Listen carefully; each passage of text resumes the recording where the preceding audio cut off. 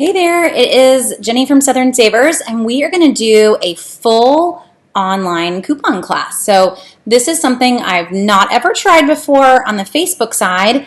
Not that I don't think we can handle it, more just because, it's hard to answer everyone's questions. So I'm going to try my best to get everything answered that you have, and hopefully it will help you guys too. If you cannot stay on for the entire workshop, that's fine with me. This is going to record, and you can come back to the grocery deals group and you'll be able to see it in the group. So I will probably save it towards the top so that you can find it and be good to go to watch it later. Or maybe you just want to hit on a section that we covered that maybe you want to hear a little bit more again. You could do that too. So as we dive in, if you have questions, you can leave them directly in the comments and I will see them. Now, I was going to do one thing really fast for us, but just so you guys know, because we're doing this inside the Grocery Deals group, it is not live on the main Southern Savers page. And I actually did that for a reason, because I didn't want a ton of folks coming in and inundating us with their questions or popping in for a second and then popping back out. So this way we could try to stay focused and try to get through a whole workshop without a lot of folks jumping in and out, which is not a problem normally. But if you are trying hard, to stay on topic and to get through a whole class, then it's tricky. So I am approving folks as I see them, but technically the grocery deal group is a closed group, and that's just more for privacy and for security for other folks. So I will try to keep an eye on it and let folks in, but if you do share this with folks, they're going to have to join the group to be able to see it. So just so you are aware of that. Now, let's dive in. So in terms of getting started and saving money on your groceries, what I'm going to do is show you my PowerPoints that I normally use if I'm in a big workshop in person, but it's going to help me stay focused and make sure that we go through things the right way. But I will tell you, from the beginning, a little bit about how we got started. I have 5 girls. My goal was to stay home with them. My goal was to save money. But I did not go to groceries first. So we tried everything, like turning the heat off. That doesn't work. It's not a good idea. And I went to groceries really last. My husband was the one that pushed me. He's the one that came and said, Jenny, I really want you to try to work on the grocery budget. And I don't know about you, but my response was not necessarily so friendly on that one. Because at the time I was shopping in Walmart, I was buying in bulk, and I was buying house brands. And I really thought those 3 things were the right way to go. That if we just stuck in that kind of on that train, that we were going to save a ton of money. In reality, those are 3 of the worst things that you can do. So let's just hit those off out of the, from the beginning. Walmart or big box stores, they tell you outright that it isn't on sale. That's their slogan. Always low prices means nothing is on sale, and you can buy it if you want to, but it's really full price. So let's just take their word for it. Switching to a grocery store, and the sales that are running in a grocery store are going to save you way more than shopping in the big box stores. So no Walmart there. Instead, I really want you to be following a local grocery store. And we'll talk about what stores are better or what to look for in a good grocery store, but just from the start, so you know where we're going. The other thing that I need you to nix is the idea of bulk. So most of us think that if we could find, the biggest bottle of laundry detergent ever made, that we will finally have a deal. For me, when I started, I had twins and diapers. And I thought if somebody would just back a truck up to the house, that we would have arrived. We would have found the deal that I needed. But in reality, the better price is usually on the smaller size package. So be ready for that. We're not going in and getting the cases of diapers. We are going in and getting, as many of the smaller packs as we need, because those are what generally goes on sale. So an example, I could go in and get a case on sale. It's usually maybe $2 off of its normal price. The jumbo pack, which is the small pack of diapers, we will see go $3 off of its normal price, sometimes even $3.50. Publix will run $7 off too. That's already more of a sale than the case got. And my coupon is generally good on any size. So I want to go with the one that is more on sale and use more coupons if that's what I need to do. So no bulk, generally it is going to be the smallest size. So I think let's see, where did I stick them? I had a bottle of Tide that I stuck behind me. It's like, there we go. The little bottle, that's the one we're usually going to go for, not the big, massive bottle, not the big box of diapers. You get the idea. The same with paper towels, with paper goods, think small. And I'll explain more. And then the third myth that we're just going to nix is the house brand side. A great example of this is pasta. We're going to go in and get name brand pasta, usually free, if not 25 cents a box. Depends on the type of pasta, depends on your coupon at the time, but never more than 25 cents a box usually. You are never going to walk in and see house brand pasta for 25 cents. They're not going to do that. And it doesn't matter what store you're in. Even Aldi doesn't run house brand pasta for 25 cents. So generally, we're talking national brands here, which is pretty sweet. I mean, hey, you're getting, the cream of the crop for a crazy good price. But just so we've got all of that in the back of your mind as we go through things, we're in a grocery store, we're buying name brands, and we're buying small size packages. And that is going to be the start of how things look different for some of you, because some of you are in Walmart for everything. Just to, kind of show you where we're going. The other thing I want to put in the back of your mind as we dive in is that my general rule of thumb is if you can eat it, it comes from a grocery store. But if you can't eat it, it comes from a drugstore. So just so you kind of get that from the beginning, most of our grocery deals, always in a grocery store, anything personal care, household, baby, 9 times out of 10, it's coming from a drugstore for us. There are exceptions. There are deals that you may want to run to Target for. And yes, there's a crazy good deal on diapers that started today at Publix.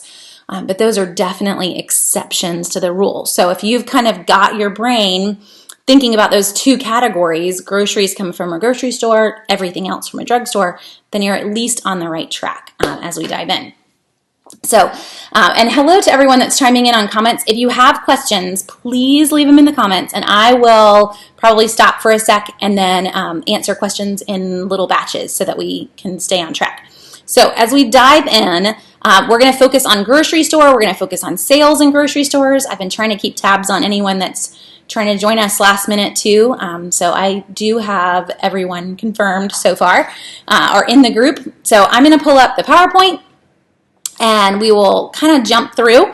I will tell you, if you're watching on your phone, this may be a little easier to watch on a computer just because I can only make this so big and it's just tricky. But in terms of going through, PowerPoint-wise, I tried to just pull in my slides, but it did not work. So the best I can give you is this. Now, let me back up. We're going into a grocery store. We're going to buy what's on sale in the grocery store. I need you to realize that I do not want to trust a store to tell me what that sale is. I want to know what the sale is really before I even go. And what I mean by that is what a real sale is. So we're going to pick on 2 stores here. The one on, our left is Suave. And if you look at this and you look at the tag, you may not be able to read it if you're on your phone. It is on sale for a penny. It is not on sale. This isn't even a discount. That's not even the tax. The one on your right, this is Target. And this is a norm in Target. You have to be very careful in Target. I would not recommend buying this today. It is more expensive than it was last week. They are raising the price for you to buy this. So I cannot trust a store to tell me what a sale is. I need to know what a sale is. Now, if you're brand new, this makes you panic because you're thinking, how in the world am I going to be able to spot a sale? I just got started. I don't know what a sale looks like. So don't panic. There's a magic number, and that magic number that I want you to kind of just focus on is 40% off. So if I go into a store and that item is not 40% off, I know it's 10 cents off. You'll quickly be able to tell that. You don't need to get out a calculator. This isn't a let's see how close we are. You're going to be able to spot it pretty dead on as to whether or not it's a decent deal or not. We're looking for that 40% mark on almost everything. Now, there's a lot of things in the store that you're going to find buy one, get one. Cereal all the time, buy one, get one. That's 50% off. We haven't even used a coupon yet. So BOGO deals are great, but there are some brands that you will never see go buy one, get one. Pretty much anything made by Procter & Gamble, not going to go buy one, get one. So you can't live in I only buy one, get one mode. That doesn't work. Never in your life are you going to see Tide buy one, get one. It's just not going to happen. So 40% is kind of our magic number for knowing that an item is actually on sale.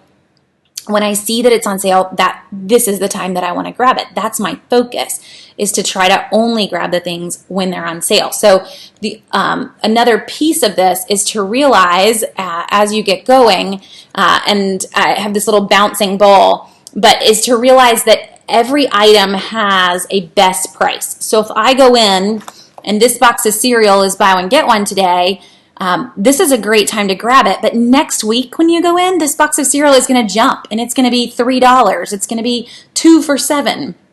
It's moving around almost every single week. So I don't need you to remember all of those other prices up and down, just the lowest price. That's the one we really need to pay attention to so that we know that that's the one I want to come back and grab.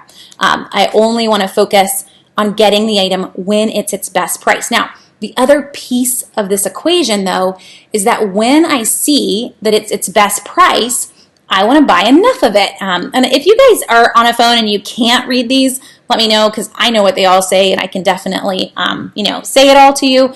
But I do want to make sure that you hopefully can if you're on your computer. So in general, I see that it's its best price. I want to buy enough of it to last me. The magic number is 6 weeks because it is going to come on sale again. Every 6 weeks, it is going to come on sale. You could set your phone to this. I've actually done it during a class, so I'm not going to say it out loud, but you could tell this person in the phone, hey, so-and-so, remind me in 6 weeks that, cereal is going to be buy one, get one, or Cinnamon Toast Crunch is going to be buy one, get one every 6 weeks, like clockwork. So I only need to go and click on, I only need to deal with that, buy enough of it for 6 weeks at a time. If you go overboard here, just to jump out and give you a little tiny soapbox, I see so many pictures of folks that have lined their garage with food and they have 40 containers of laundry detergent. It will come on sale again. I promise it will. You only need enough for 6 weeks. You will probably go overboard here. We all do when we get excited and we first get started. For me, it was probably, I've been couponing now for a very long time. So I started when my twins were 1 and they are 14. So going out almost 13 years ago, I had a bunch of coupons. Back then, Publix used to double. I got Windex at Publix for 19 cents a bottle, and I got a lot of Windex. I don't think we've purchased Windex yet. I don't know how many bottles are still remaining from the original purchase, but we don't need Windex. And just because you own 42 bottles of something does not mean that you are going to wash your windows any more frequently. You aren't. So please, if you just have to chant it to yourself as you leave the grocery store, it will come on sale again.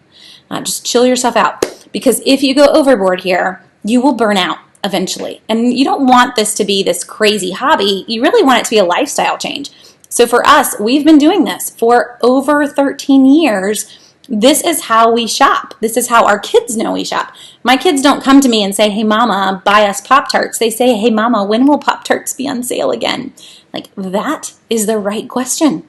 That is exactly how we focus on getting our groceries. So that's what I want you guys to have, that mentality. It cannot be a crazy hobby.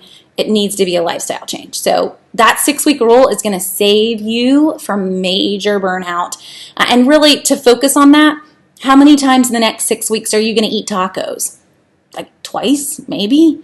So most of the items that we're buying, we're talking 2 or 3 to get you through. So don't look at this stock up and go overboard. No bomb shelters are needed behind the house, at no point here, just getting enough for 6 weeks. Now, there are 2 exceptions. Now that I've gotten you all like, yes, I can do this, only enough for 6 weeks. 2 exceptions.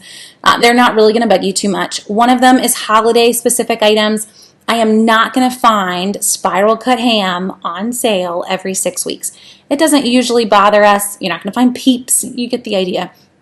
We see them on sale around holiday times. If those items are something that you do eat regularly, then you need to grab enough of them. I don't know, you need a bomb shelter. But most of us, it's not a big deal. The flip, we have one that is more seasonal than just holidays, and that is temperature-specific food. So we're actually in the middle of it. Soup is no longer on sale. You will not see soup coupons or a really good soup sale until September. The first week in September, you're going to open up your weekly ad and it's all soup. It is all going to jump off the page at you basically, and you're going to actually have soup coupons in your Sunday inserts, but not until September. So until September, no soup, no hot cocoa, no hot cider. You get the idea.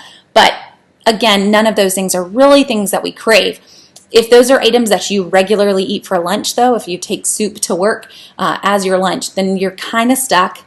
You're just not going to find a deal on it. You're going to need to grab house brands and stock up on tomato soup, I guess, for the summer. But there's not going to be a lot there.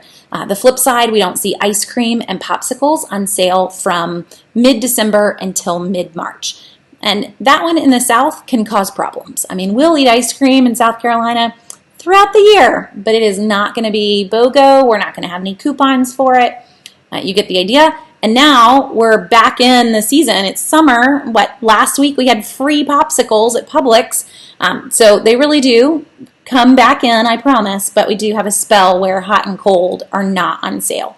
Beyond that, though, every item goes on sale every 6 weeks. So this is going to work just fine for you, and you're not going to have any issues.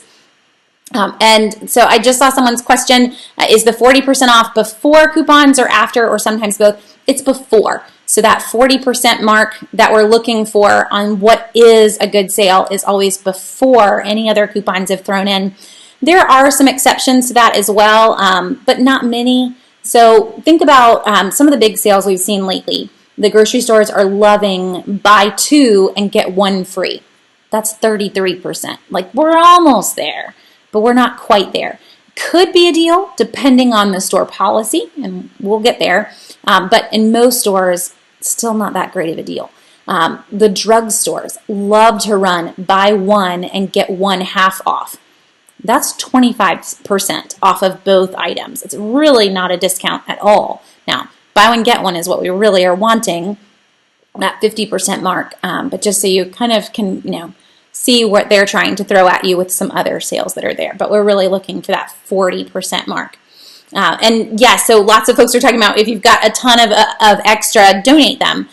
You can definitely do that. So we keep a box, and if it is stuff that we don't need, maybe we grabbed it because it was a moneymaker or just crazy, crazy cheap, then it just goes in the box. And when the box is full, you can donate it, and make it super easy for us. Yes, and the live is going to be, you can keep watching and keep learning from this if you want to, or if you can't hang out for the whole time, definitely. So let's kind of keep moving. What I want to show you next is how do you tell what is on sale with a weekly ad. So pulling up your grocery store ad, I'm going to pull up a Publix ad and show you, just looking at their ad, how do I tell what is on sale, what isn't on sale, and to know, is this the time to grab it or to not grab it? Looking in a weekly ad, for most of our grocery stores, we have a very helpful way to see what is a decent price because they come out and they tell you. So I'm trying to jump to a particular page of Publix's ad here really quick. But they give us math. So to show you what I mean by that, so we're looking at the Publix Weekly Ad. This is just the one that's on their main website. Let me see how big I can make their ad here. So if I'm looking at these items, all of my buy one, oh, now we can make it really big, just hovering over. All of my buy one, get ones are great. They're 50% off. I haven't even thrown in coupons yet, but there are some items in the ad that are not so great. So when we come down here to the bottom, if you notice, you may not be able to read it if you're on your phone, but underneath each item is a green line. And as I get near it, it makes everything pop up. But that green line tells you how much you're saving. So it says save up to $1.33, or on the Kellogg, save up to $4.59. It's buy one, get one. So you're saving half on that item, but it's telling you what that regular price is. Well, on non-buy one, get one deals, it's telling you how much you're saving. It's telling you, are you close to the 40% or not? And I'd say about 80% of our grocery stores do this for us. So I call this the math line, and they're telling you whether or not it's a deal. So Publix does that on most everything until they don't have anything that they want to say. So we get to this guy right here, and if you can tell on Gatorade Thirst Quencher, there's no magic green line on this in the ad. It's 2 for $10 as I zoom in on it, but you'll see that there's green under every single other thing. There is not green under the Gatorade. It's not because Publix didn't have space for it. It's because they knew if they told you that the regular price was $5.39, you would not be impressed. So keep that in mind. If I go through an entire weekly ad and I'm looking at things and everything's got math except for a few things, they are not on sale. So they had nothing nice to say, so they said nothing. So hopefully that helps. As you're going through and looking at your own weekly ad, I know so many folks love to hold a weekly ad in their hands and know whether or not it is just seeing the pictures sometimes help. Another thing, just to pick on Publix since I have it up here, this Starbucks, it's actually not a bad price, but a number of times when you see this in a weekly ad, this green line, I'm trying to get as close as I can to it without making Starbucks pull up, but that green line right next to my cursor does not have math. It actually says surprisingly low price. 99% of the time in Publix, surprisingly low price is almost as bad as the picture of Butterfingers that I showed you in the beginning from Target. It's not on sale. So when you get to Publix, 99% of the time, you're going to pull back the sale tag and it's the same price that it was the week before. That is their surprisingly low price. So whenever you see that in a weekly ad, just kind of stand down. This is an exception. There are times when it actually is on sale and they're just choosing to not tell you what the sale price is. Starbucks regular price is $8.99, so it's a good $2 savings, but 99% of the time, not on sale at all. So ignore those. But most of our grocery stores do give you math. I know in the South anyway, the one store that leaves you on your own is Kroger. So if you are a Kroger shopper and you decide you're going to get out your ad and you're going to look for that math, you're going to have nothing. There is no math in the Kroger ad. So if you're brand new and you're just getting started, that can be a tricky one. It can be a tricky one to spot those sales. But this is where I would say, the easiest thing for you may be that you actually come and you just let me hold your hand. So if you're brand new and you've not ever used the lists that are on Southern Savers, I've gone through, I type up the ads, though I will confess right now, normally I do the Publix ad on Saturday afternoon, and I have a sweet 14-year-old who offered to type it up for me while we do this workshop. Just made my afternoon. So I type the Publix Weekly Ad, the Kroger ad, but I do not type the entire thing. It doesn't do you any good. So I come through and I type up all the deals that are 40% off or more. So if you have not used the lists that are on Southern Savers, if you've not even really been to the site very much, all you do is come to the top, find the store that you want to go to, and you'll see a list of all the current deals, plus a few other lists that are there, an advertised list, flyers, whatever that store may have. But whatever is listed here is 40% off. So it has hit the magic mark. Sometimes it does not, it isn't the magic mark. So let me scroll down because the Gatorade is technically on the list. I know I called it out, but I typed it up this week. And the reason that the Gatorade is on the list is because we actually have a store coupon that pairs in with it. So there are exceptions. It doesn't mean it makes it a magical price, but it's a buy two and you get a 6-pack of Propel for free. Like if you wanted that or you needed sports drinks, it's a pretty decent deal. So I'm not going to say that I always follow my own rule and I ignore everything, but I try really hard to only put the items on the list that are actually a decent price for you to grab this week. If it's not on the list, yes, I could have missed it, but I probably didn't. I've been doing this for so long. So let me just, call out an example here, and you may have been one of the ones, but this week I have seen a ton of pictures from folks going to Walgreens and buying them out of water, like truckloads, back of people's pickup trucks filled with water. We will see a cheaper price. So this is where it comes in, and it's helpful for you to have an idea in the back of your mind of what is a good price for each item that you want to pay. So I call this a buy price list. And I realized just a second ago, I saw someone mention in the comments that I need to give you guys a workbook.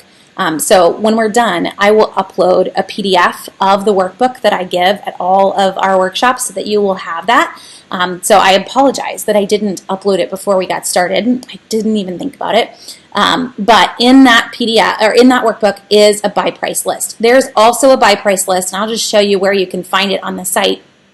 But if you are on Southern Savers, at the very top of the site, if you click on this Learn to Coupon button, you will see at the top of the Learn to Coupon page that pulls up, it talks about sales cycles, but right here is a buy price list, and you can download a printable version of a buy price list.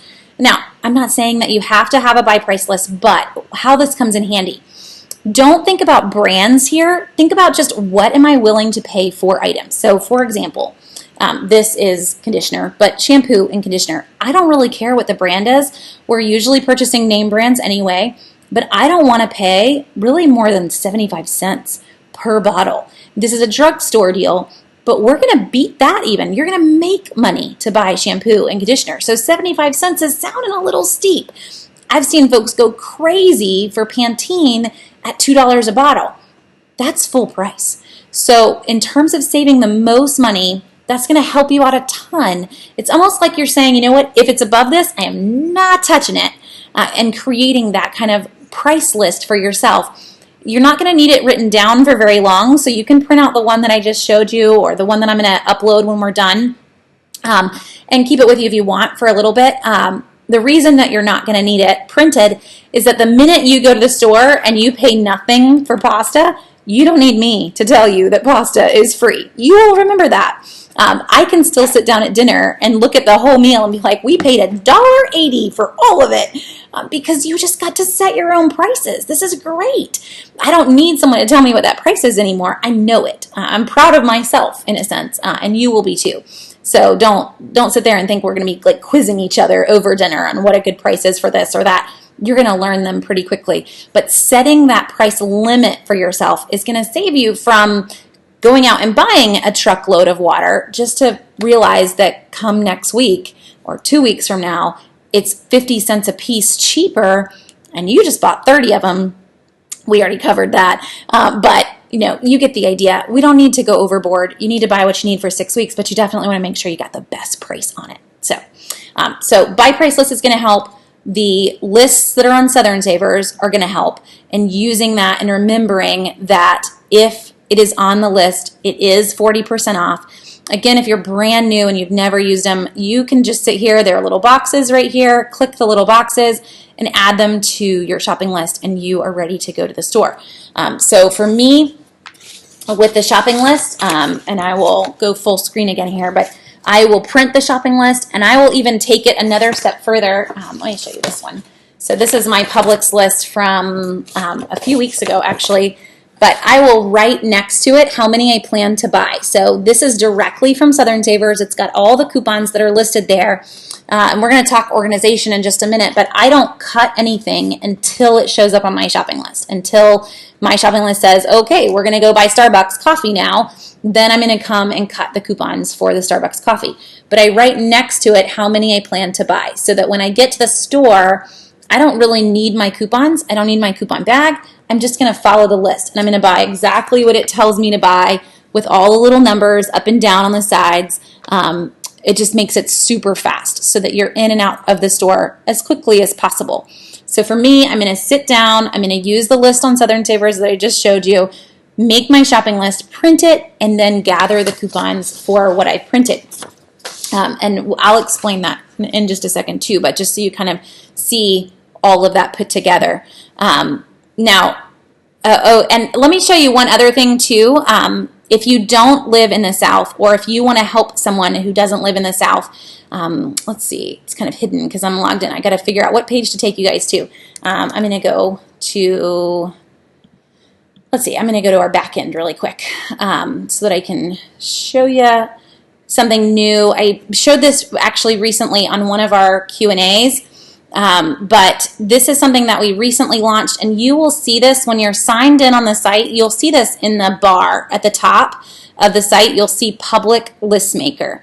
And this lets you make your own list. So I was playing with it when we were doing a Q&A the other night. But let's say that you're going to go to a store that I don't cover, or not the way we should do it, but you're going to go to the store and you have to have some things. This would let you make your own shopping list and coupon it.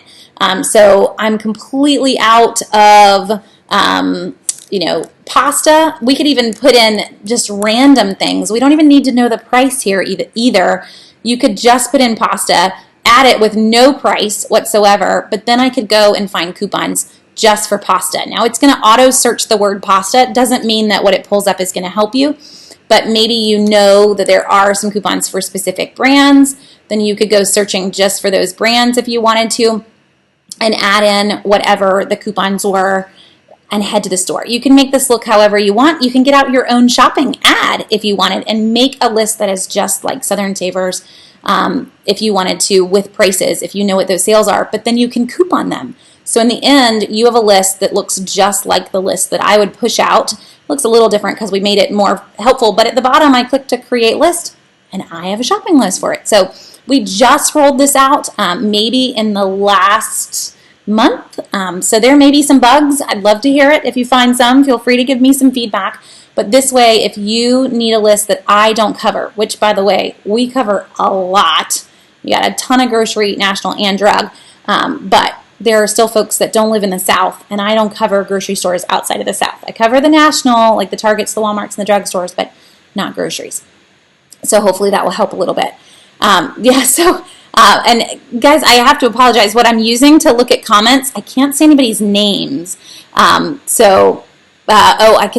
get it. I can only see your name if you had given permission for some reason for me to see your name. I'm not sure why. So I can see your questions, but I can't see your name. So I'm not trying to not call any of you out by name. I can't see them. One person says, I'm trying to cut Walmart out of my life. Can you recommend a way to do that? So honestly, the best way is let's get started 1 week at a time in a grocery store near you. And let's talk about what store is the best option for you. So I want you to pick a grocery store that actually runs sales and has a decent coupon policy. So you need to think about how your store handles coupons.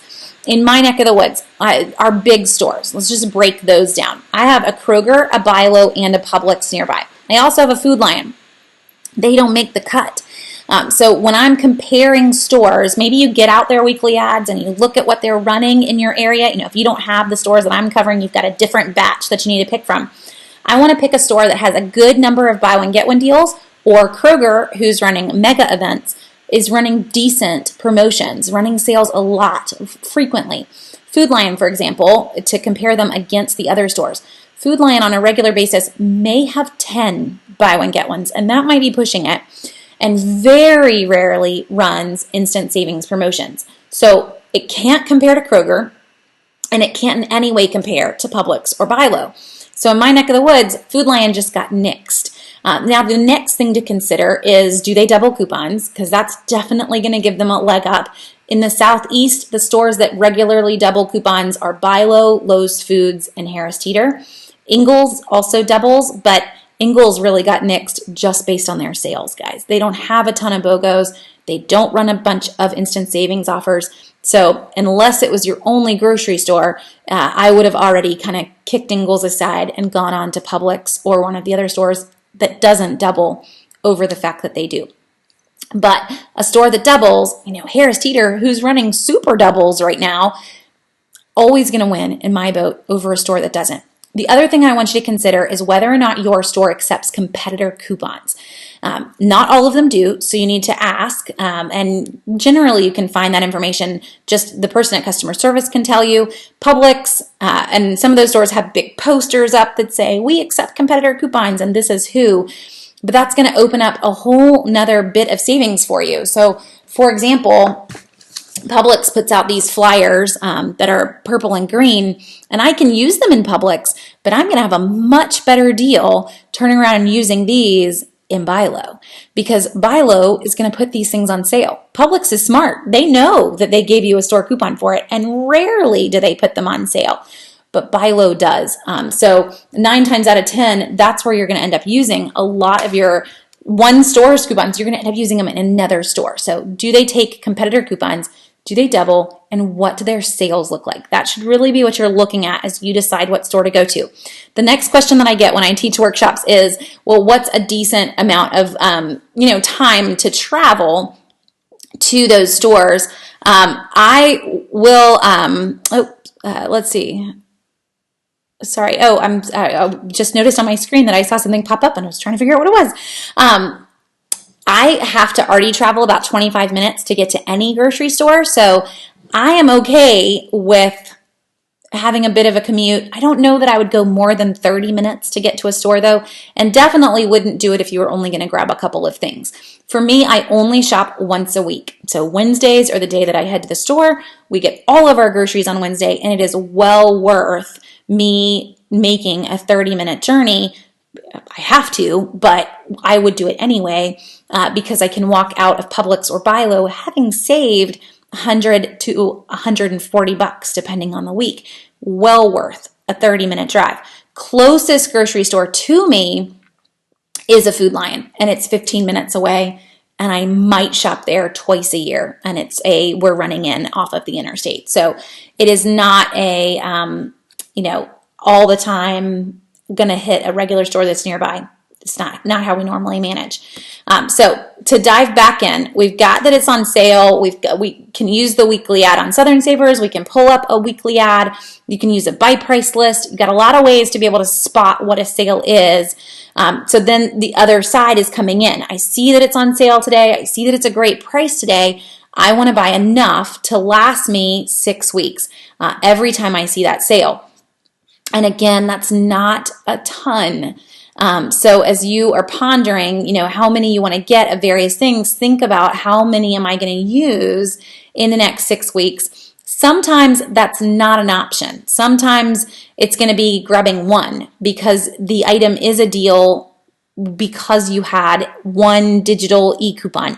You only have one. I can only use a Publix e-coupon once. I'm going to get one. So sometimes you're limited on your own. You don't get a say, but many times you do. And that's when I want you to, stand down and just get enough for 6 weeks. I promise it will come on sale again.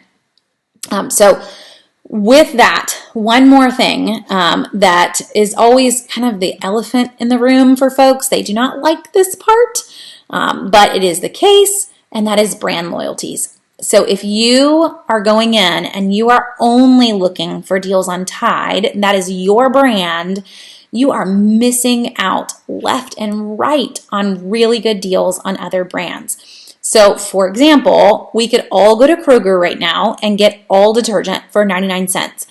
A few weeks ago, Walgreens had all detergent completely free. That's a rarity, but 99 cents is a good price for detergent. You are never going to see Tide detergent for 99 cents. This week, the tiny bottle of Tide through tonight, you could go to Walgreens and get it for $2.24. You could go to CVS and get it for $2.44. That's a normal price for the tiny bottle of Tide. And it's not a horrible price either, but it's still twice as much as that 99-cent bottle of all. So you better love your Tide to pay twice as much as another brand. So just think about that. I get a lot of folks that say, you know what, Jenny, I'm not hitting a 50% off savings. My first question to you is going to be, how many brand loyalties do you have? Because those loyalties, they are what costs a ton. And there is no Tide loyalty program. You don't get stars, saved up and freebies from them. It's just you loving their product. So try if you can to find 2 brands. Maybe you don't have to give it your Tide, but maybe you find another detergent that you're okay with, and I'm willing to do one or the other, because that's going to open up a lot more deals to you. If you don't care, then buy them all. Eventually, you're going to have more detergent than you know what to do with, but you get the idea. For us, I share this a lot. My husband probably regrets ever making this rule, but he wanted our toilet paper to only be Cottonelle or Charmin. He's a little picky with his toilet paper. So Cottonelle or Charmin, that works. I got 2 brands that I can play with. 9 times out of 10, it's never Charmin. Cottonelle is much cheaper than Charmin, but I can still find a deal. I can still keep us stocked. He may not know it, but I can still get Angel Soft, and that goes up in the kids' bathroom. But you can make this work. You just want to sit there and try hard to have a second brand that you can turn to when things are getting low and you haven't seen a deal, or to not miss out on a crazy good price. Another example would be Finish detergent. I know a number of folks who love Cascade, but Finish detergent, they give us $2 off coupons at least twice a year. It goes buy one, get one. You've got a $2 off coupon. It makes detergent like less than 2 cents a load. You should buy Finish detergent. I don't care if you have to use 2 of them. It is still way cheaper than grabbing Cascade. So that is one. I cannot stay in the store with you and hold your hand, but just so you realize how much your brand loyalties can cost money, I don't want you stuck in that boat. I want you to, have the chance to get the best deal that's out there, and giving up those brand loyalties is definitely going to help. Now, to move on from that little soapbox, let's switch gears and go to the coupon side of things. So we've got that it's on sale. We've got that we're going to stock up on it. And you know what? Actually, before I do that, let's jump through how to get started. Kind of your, get me out of Walmart mode, which was the question a second ago. In terms of getting started, if you are brand new and you've never shopped this way before, you have a lot of things you need. So to be a sale-based shopper, which is my goal for you, means that you don't need anything. I'm not ever making a list of what I'm out of and heading to the store. Instead, I'm focusing only on what's on sale and getting those items. But to be that, to hit that point, means that I don't have to have anything, and it means that I'm stocked. So it's going to take you a few weeks to get to that point. What I want you to do is look at the list on Southern Savers or pull out your weekly ad and buy 6 weeks worth of anything that is on sale today that you will use. If it is on the list on Southern Savers, it has hit that 40% mark. Buy 6 weeks worth of anything you will use. Buy 1 week worth of what you have to have. Or that 1 week section might be what you still grab in Walmart. Just 1 week worth though. Next week, go in and get 6 weeks worth of what you need that is on sale or what you will use, and 1 week worth of what you have to have. Each week, that have to have section is going to get smaller and smaller and smaller. And come 6 weeks from now, you will own the grocery store. So you have everything you need. I don't have to have anything. So a normal week for me, my have to haves are bread and milk. I don't even write them down. I know that I need bread. I know that I need milk. And other than that, we are shopping just what is on sale. Now, what I come home with from the grocery store, someone who doesn't shop the way that we shop would probably look at that and be like, whoa, how are you going to cook dinner from that? I'm not. This isn't me grabbing what we're going to eat this week. This is me grabbing what's on sale so that we can stay stocked. Because I have a pantry full of food and a freezer full of food. I don't need anything. And if things got crazy, if the world went nutso outside, we could hunker in and we would be okay. If a hurricane came and the shelves were cleared, we aren't going to starve. We may not have bread. I don't know what everyone else is doing with their bread and milk, but we would be just fine with everything that we do have. So that's a perk of also shopping this way too. But the big one there being that, when it comes to meal planning or anything in those realms, I'm not tied to what is in this week's weekly ad. It's whatever's in our pantry. We're just shopping to stay stocked. So hopefully that makes sense, but chime in if you have questions on that. But that's really the bulk of getting started. Now, I wanted to stop and say that all now because there are going to be points where the idea of cutting coupons is not going to fit in your week. You are just in like crisis mode. We have got to get this done. We've got 14 other things going on. So throw the coupons out the window that week, but go to the store and buy what is on sale and stay stocked. So you don't ever stop that cycle, because what is on sale this week, it isn't coming back on sale for 6 more weeks. So if you decide, hey, I'm not going to go to the store this week, you better have 6 weeks worth of whatever's on sale. This is going to be a while until those things pop back in. So, leave the coupons at home, but still get the sales, because that's the bulk of your savings. And it just happens to all of us. School's out in our area, kids are home for the summer, you can't handle it for a week, do it. Just get the sales, leave the coupons at home, and pick them back up in another week or so. But it's going to make it a lot easier for you versus throwing your hands up in the air in frustration and giving up. You don't want to hit that point. So all that said, let's jump into the coupon side of things and where to get all of the coupons that you want to use. So you want to start by getting the Sunday paper. With the Sunday paper, I would recommend that you get 2 for a normal size family. I say normal. We have 5 kids, so there are 7 of us. I don't get 2, I get 4. So I have 4 sets of inserts. If you've been following along for any bit or watched any Q&As, you know that my inserts come from online. So I order our inserts from SundayCouponInserts.com, but there are a lot of other places. That's just me telling you where I order them from. You can get them wherever you want. So I have 4 sets of each week's inserts, and I keep them in a hanging file folder. I'll show you that in just a second. So if there were 4 smart sources, I have 4 smart sources. You get the idea. You don't need quite this many, because the more you get, the more time this is going to take. You've got to cut them. You have to keep up with them. But you do want at least 2. The reason for that is that when I go into the grocery store and I want to buy enough for 6 weeks, it's generally at least 2.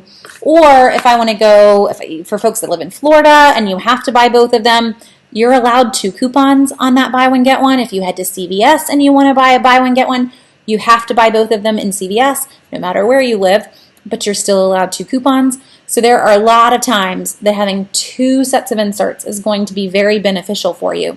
Beyond 2, that's your own decision. It is going to take more time. You have to cut them, you have to keep up with them. But, just to throw it out there, you can get more than 2. The one tricky part with getting more than 2 in today's world, as more and more things change, is how many coupons have in their fine print that there's a limit of 1 coupon per household at the same time, or a limit of 2. So if I've got 4 inserts, it doesn't mean that I'm going to go in and get 4 of anything all on one purchase. I'm going to go in and only be able to get 1. So, for example, this guy for Neutrogena's Sun, in the fine print, and I know you can't read it, but it's all in that bold section, and that bold, long fine print says limit 1 coupon per purchase and 1 coupon per customer. That's it. So it doesn't matter that I have 4 of these. If I wanted to buy 4 Neutrogenas, I am going to have to go in and do that 4 different trips. And some of that will depend on your store and how they read the wording. Some stores might let you do it in 4 different transactions, but most, and the intention of the manufacturer is that you're going to do all of them, only 1 per time that you are in that store. So that's a lot of trips to be able to use those. Just keep that in mind before you go overboard with a ton of coupons, that we want to use them correctly, but sometimes the wording on the coupon is going to stop you from being able to use a ton of them.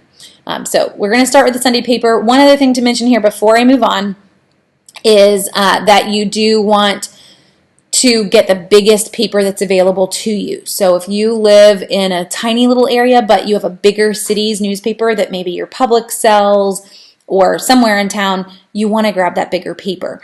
For example, Charlotte, Jacksonville. It used to be Atlanta, but it's not Atlanta anymore. They pulled some inserts from Atlanta.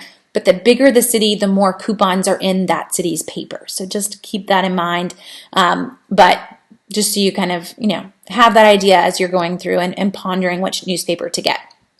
Now, printable coupons, with printables, I see someone saying, can I print at home all of those coupons? So some of the ones that I just showed you are available to print, but not all of them. So when you're going through the inserts, I know SmartSource is the brand of one of our printable sites, but it doesn't actually mean that I can print all of those coupons on SmartSource's page.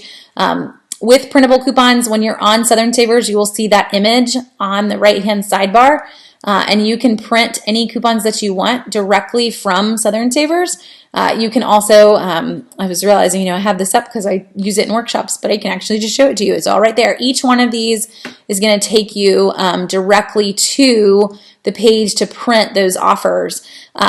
With printable coupons, you're allowed to print 2 of every offer that is there per computer, not per printer. But you don't want to go overboard beyond that. It will definitely limit you and stop you after that point. So I'm going to pull up one thing and show you, though. Today is June 1st, so happy June. But that also means that it's the first of the month, and we've got a lot of new offers. So with the first of the month, we have a lot of folks that put out new coupons. Sorry, I'm going to come in. I realized really quickly. I'll go back and show you guys. I'm just going to let in anyone that's trying to watch the video. I've been trying to do it every few minutes. So a lot of new offers today. These are all the new offers. I am going to stick a link in the comments in just a second that will give you everything pre-clipped. With your printable coupons, if you're using Chrome, I'm not even hooked to my printer right now. It'll be funny if it doesn't work.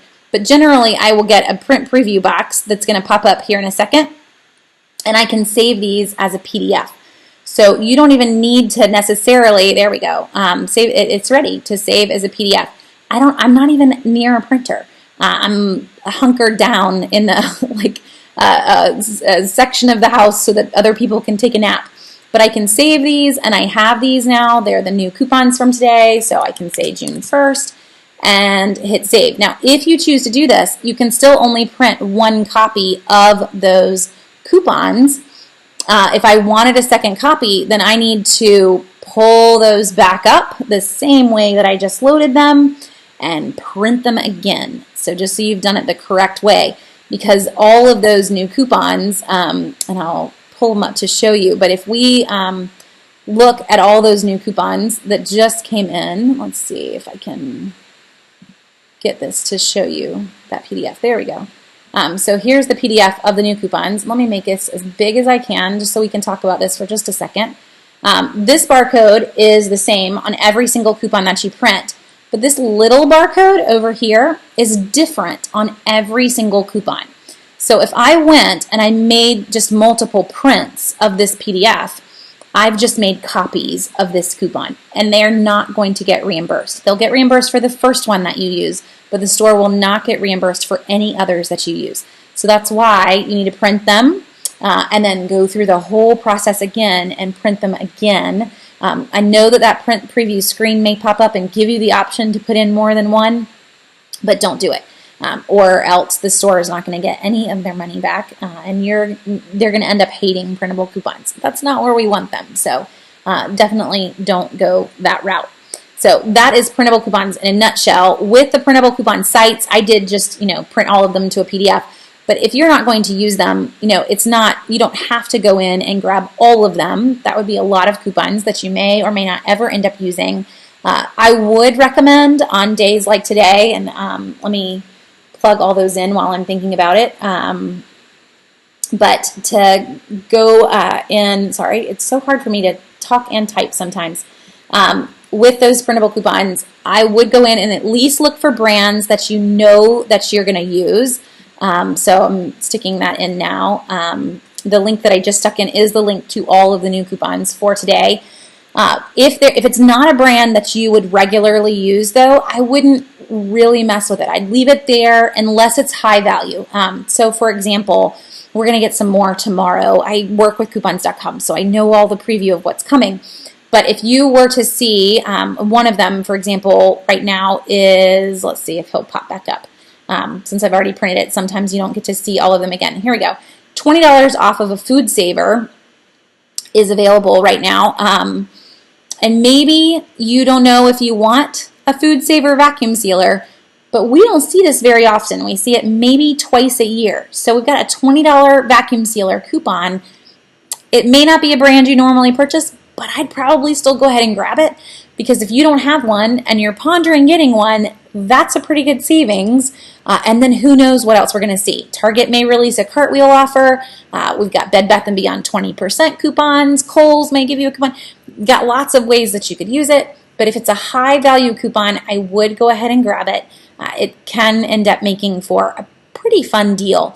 So brands that I know that I'm going to use and high values are the two that I go ahead and print. The rest of them I usually will leave there. If it's not something like Airhead gummies, probably not something I would normally use, I will end up unclipping it and not grabbing that item. So hopefully that helps when it comes to the printables as well. So someone's asking about Raleigh News and Observer. So with the inserts that are no longer in the database, so if we come in and you're looking at the database, you can actually select your own newspaper from the database. You can select your own newspaper. Oh, come on, buddy. Scroll down. There we go.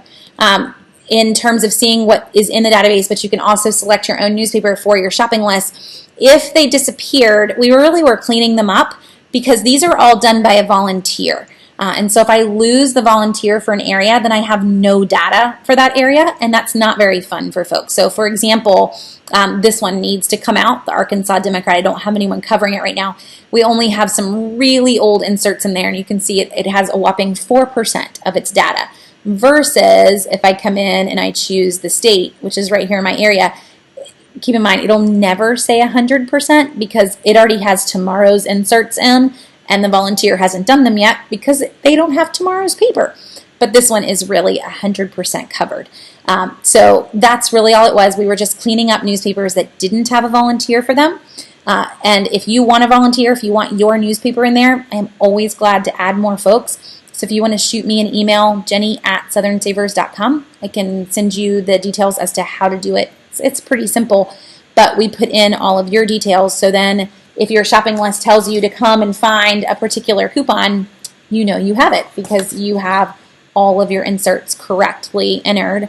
That's the point of it, but that's why it's gone, was just that there was no more volunteer for it. So if your newspaper isn't there, you can actually just select no newspaper at the top, and in your profile, which is what you were asking about, let me come in here.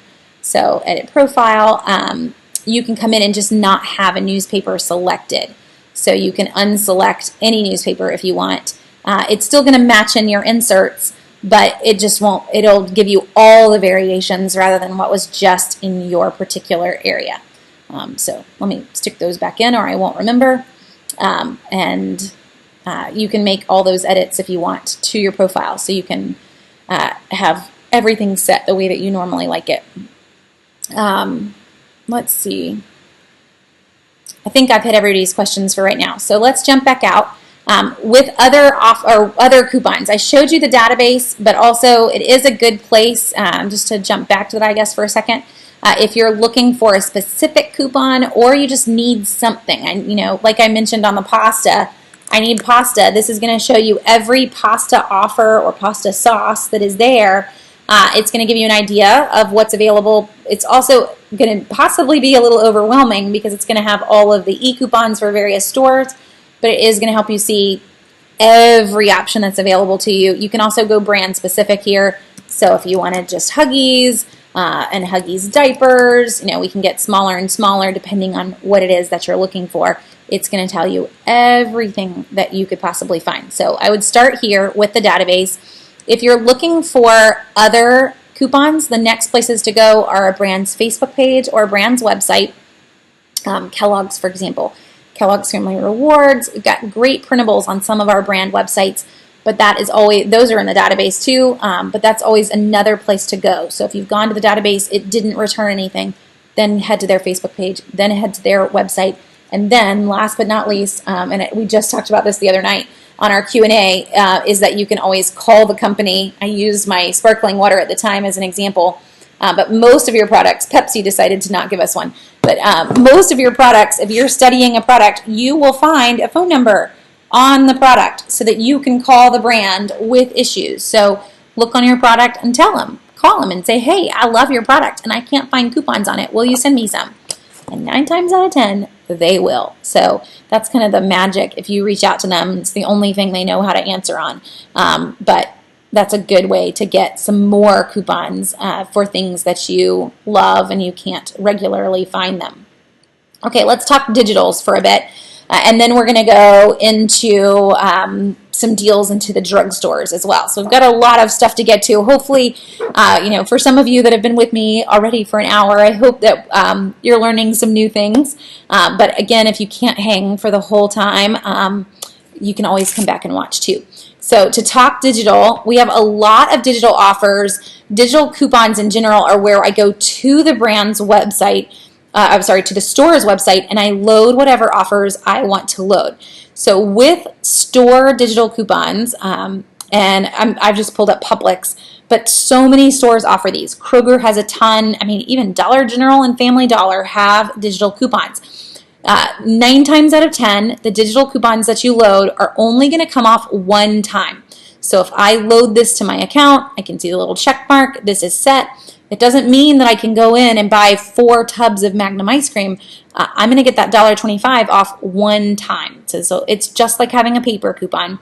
There are some exceptions. Publix occasionally has 1 or 2 that'll say times 8. Kroger will put out their 5-time use coupons. But even those, just to warn you, still only work one time. So a Kroger 5-time use coupon, for example, and I keep making this big just because I feel like tiny me in the corner is hard for y'all.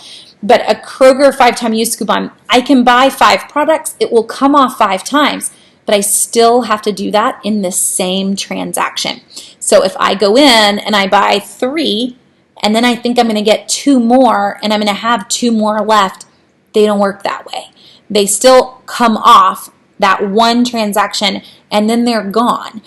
So even with a 5-time use or the Publix 8-time use offers, you still need to use them all in the same purchase. So keep that in mind with your store digital offers. So one other thing to also think about with digital coupons, they do not double. So if you're in Harris Teeter, Lowe's Foods, Buy Low, Ingalls, a store that's regularly doubling coupons, this isn't going to double. And they cannot be used along with a paper coupon for the same product.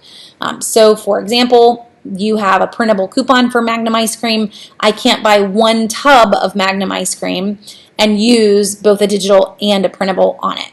Can't do that. So this is a manufacturer's coupon. Even though I went to the store site to load it, it is still a manufacturer's coupon. Just so you are clear with what you're using. If you want to grab 2 tubs and use a digital on one and a paper on the other, you can.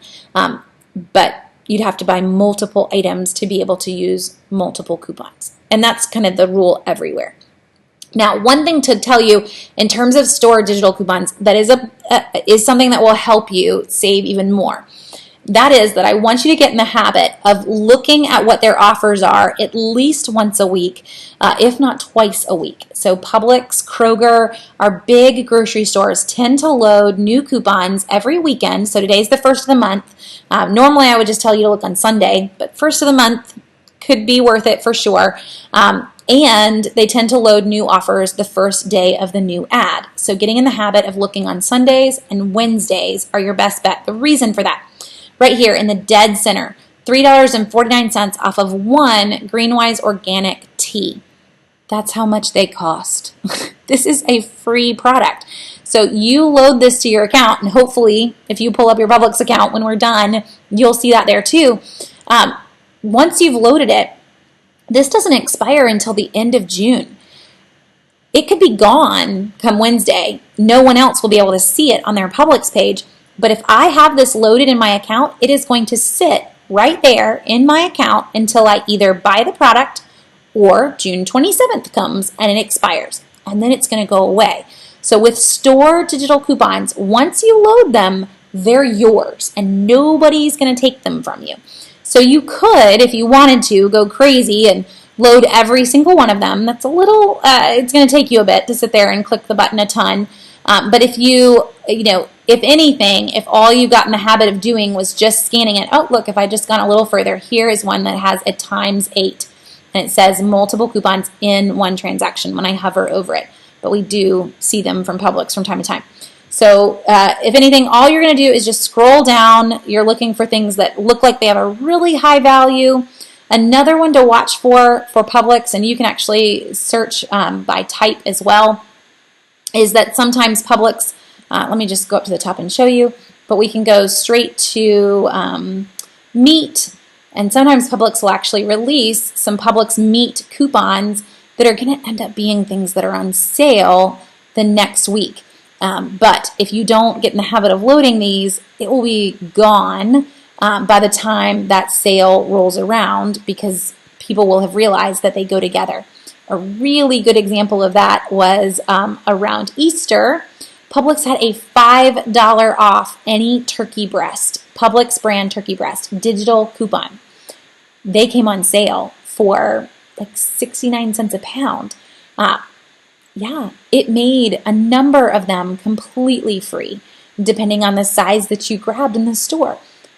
The second that ad gets out, though, those offers are usually going to go very, very quickly. So getting in that habit on Sunday and on Wednesday of just scrolling, looking at meat, looking for free, looking at high value, and you can sort, by the way, just to jump back really quick, in the top corner, you can sort by most popular or by newest, and newest is really all you need to do. So if we come back here, when we go to all, newest is going to return a lot because today is the first of the month. But look, I got a $5 off any Gillette Skin Guard razor. That's not a bad one. You get the idea. But you can quickly see what those offers are so you can decide whatever you want. And, go to it. If you want to save them all, there's no reason not to. The only warning on that is a store that regularly doubles coupons. Because if I'm headed to buy low and I do save all of these, if they're buy low digital coupons, they're not going to double. And as soon as I scan my buy low card, they are going to come off at the register. So I really want to use a paper coupon that's going to double. I don't want to use a digital coupon. So if you're in a store that regularly doubles coupons, you kind of want to limit the number that you save. Every other store, though, Publix, Kroger, go to town. Just load whatever ones you think you're going to use. Definitely load your high values or your meat coupons that you may find in there too, because you want them. And once they're loaded, you've got them, and no one's going to take them from you. It's gonna save you a lot of frustration, for sure.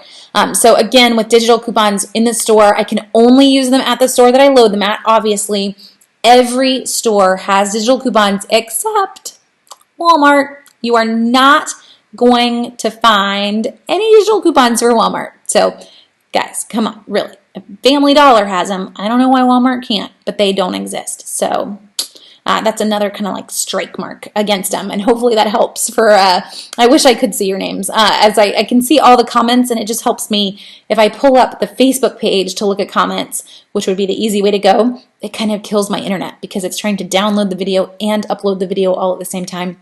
It's kind of hard to explain, but I use a little window that shows me everything, and I can't see your names, so I apologize for not naming names. Okay, so to jump back into the coupon side of things, the other way to go here is mobile apps. There are a lot of mobile apps, so I'm going to pull up the PowerPoint just so you can see it. If you're on the computer, you can kind of see what's listed there, but then I'm going to pull up mobile apps, and we're going to go through some of them. So with the mobile apps, they work at almost every store in town, and most of them work alongside the coupons that you're already using, because they do not come off at the register. So the best way to think about a mobile app is that you think of them more as a mail-in rebate, that you don't have to mail anything in.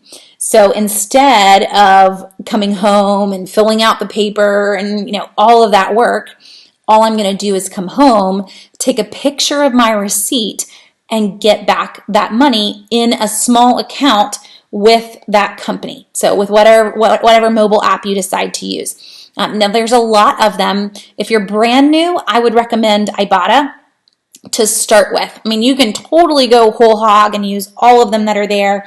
Sorry, it's off on its own. Oh, there we go. It's going to load. Sometimes when I'm hooked up like this, it really struggles with showing us the internet.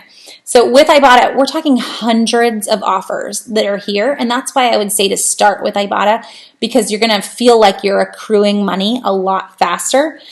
So when I head to the store, I want to come in, I want to make sure that the offers that I plan to use are unlocked. I promise it's not normally slow. It's just because of the way that I'm running the phone through the computer. So you can see the little plus sign next to things. If I click the plus sign, it's going to unlock the offer. Now, Ibotta does make you, usually, that one was an exception. Oh, here we go. Usually makes you jump through some kind of hoop and answer a question, take a poll. What I half the time don't even read them. But typically to unlock offers, you're going to have to do something to be able to unlock it. And so as you go through and you unlock. Now, a big difference here between what we just did in Publix. The fact that I've unlocked both of those doesn't mean a thing. So if I got to the store and I wanted to buy those Kotex pads 2 days from now, that offer may or may not still be in Ibotta. So keep that in mind because that's going to greatly frustrate you. So what you want to get in the habit of doing is always scanning the product before you check out. So to explain, I actually have a family size cereal here. So let me back up for a second because that is what that top offer is. So if we grab a product in the store, up at the very top of Ibotta, you'll see the search bar, and we want to search by barcode. So they kind of made it where you now have to click on the search and then click search barcode. It's going to pull up the barcode scanner, and you can scan the barcode.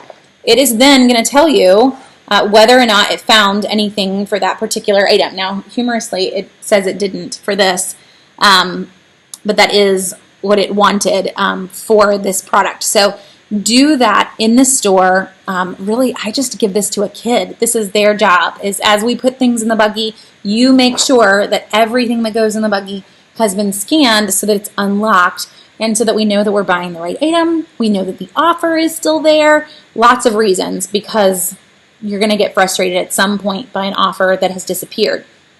So once these things are unlocked, this particular store, I'm showing you Publix, is now card-based. Publix is now a card, so it's really phone number based. But what that means is as long as I've unlocked it, if I go into the store and I buy this in the store, I don't have to do anything. I've unlocked it. I'm going to enter my phone number when I check out, and Publix is going to tell them that I bought family-sized Cheerios. Now, this guy has actually, he was bought quite a while ago, but you get the idea. I don't have to do any work. I just need to unlock it. Publix is going to tell them, because I enter my phone number at checkout, and that's what I've linked in Ibotta, Publix is going to tell them what I bought, and I'm going to get all of that money back in my Ibotta account. When you have $20 saved up, you can get it out in a PayPal deposit or a gift card. So you've got a lot of options to be able to get your money back. Most people just go with the PayPal deposit because I'd prefer it back in my pocket instead of back as a gift card. But it's very easy to save up, and there are a ton of offers there. So as you are pondering, getting started, another thing to mention, this one actually came back for me. I redeemed all 5 of these, and it's back. Is an offer like this. If you're on your computer, you should be able to see a gray limit 5 underneath it. It's really just in, let me see if I can make it pop up here. Just move my cursor, but right there is the limit that tells you how many you can redeem. So I could buy 5 pizzas all in the same purchase, always together. Keep that in mind. Don't split them up. I'm going to get that $1.50 back 5 times if I bought 5 pizzas. I could even use 5 coupons on them in the store. So pretty sweet, because you're going to save really quickly towards your $20 when you start to think about multiple redemptions like that on one product. But hopefully you get the idea. Really this is one of those, as soon as you start to use it, it's going to make a lot more sense. So if you've never used it, this is kind of Greek in a sense, but just dive in, pick maybe 4 things and try to go and grab them and get an idea. A lot of the stores in my area are now card-based. So for me, Bilo, Kroger, Publix, Food Lion, as long as I've unlocked them, I'm going to get that money back. I'm not going to need to come and submit any pictures or do anything like that. But when I head to the drugstore and I want to go to CVS, now I'm back to kind of old school, and I'm going to take a picture of my receipt. And you see the bar pops in for upload receipt at the top.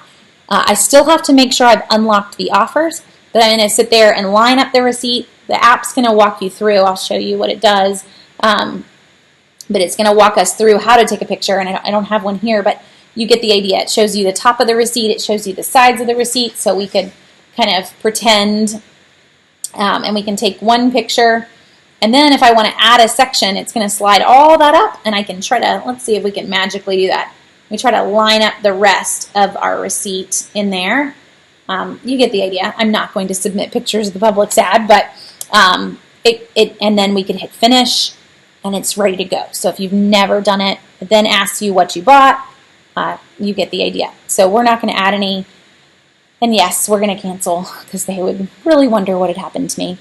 But hopefully that helps you get an idea. So someone's question was, is there a barcode scanner in other mobile apps like Saving Star or Checkout 51? So yes and no, they do not work as well as they do in Ibotta. It's really an Ibotta, or really Ibotta is the primary one that you're going to use the barcode scanner for, and Target.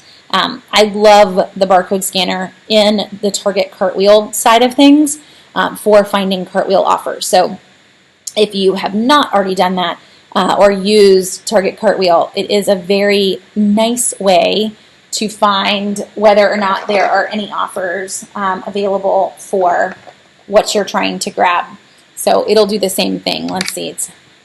Odds are this box of Cheerios, it's been a prop for workshops for a while, so the barcode may be really old. Let's see. I think he's just going to have some internet issues all the way around and not be happy. We'll cancel out, but you get the idea. So click on the scanner.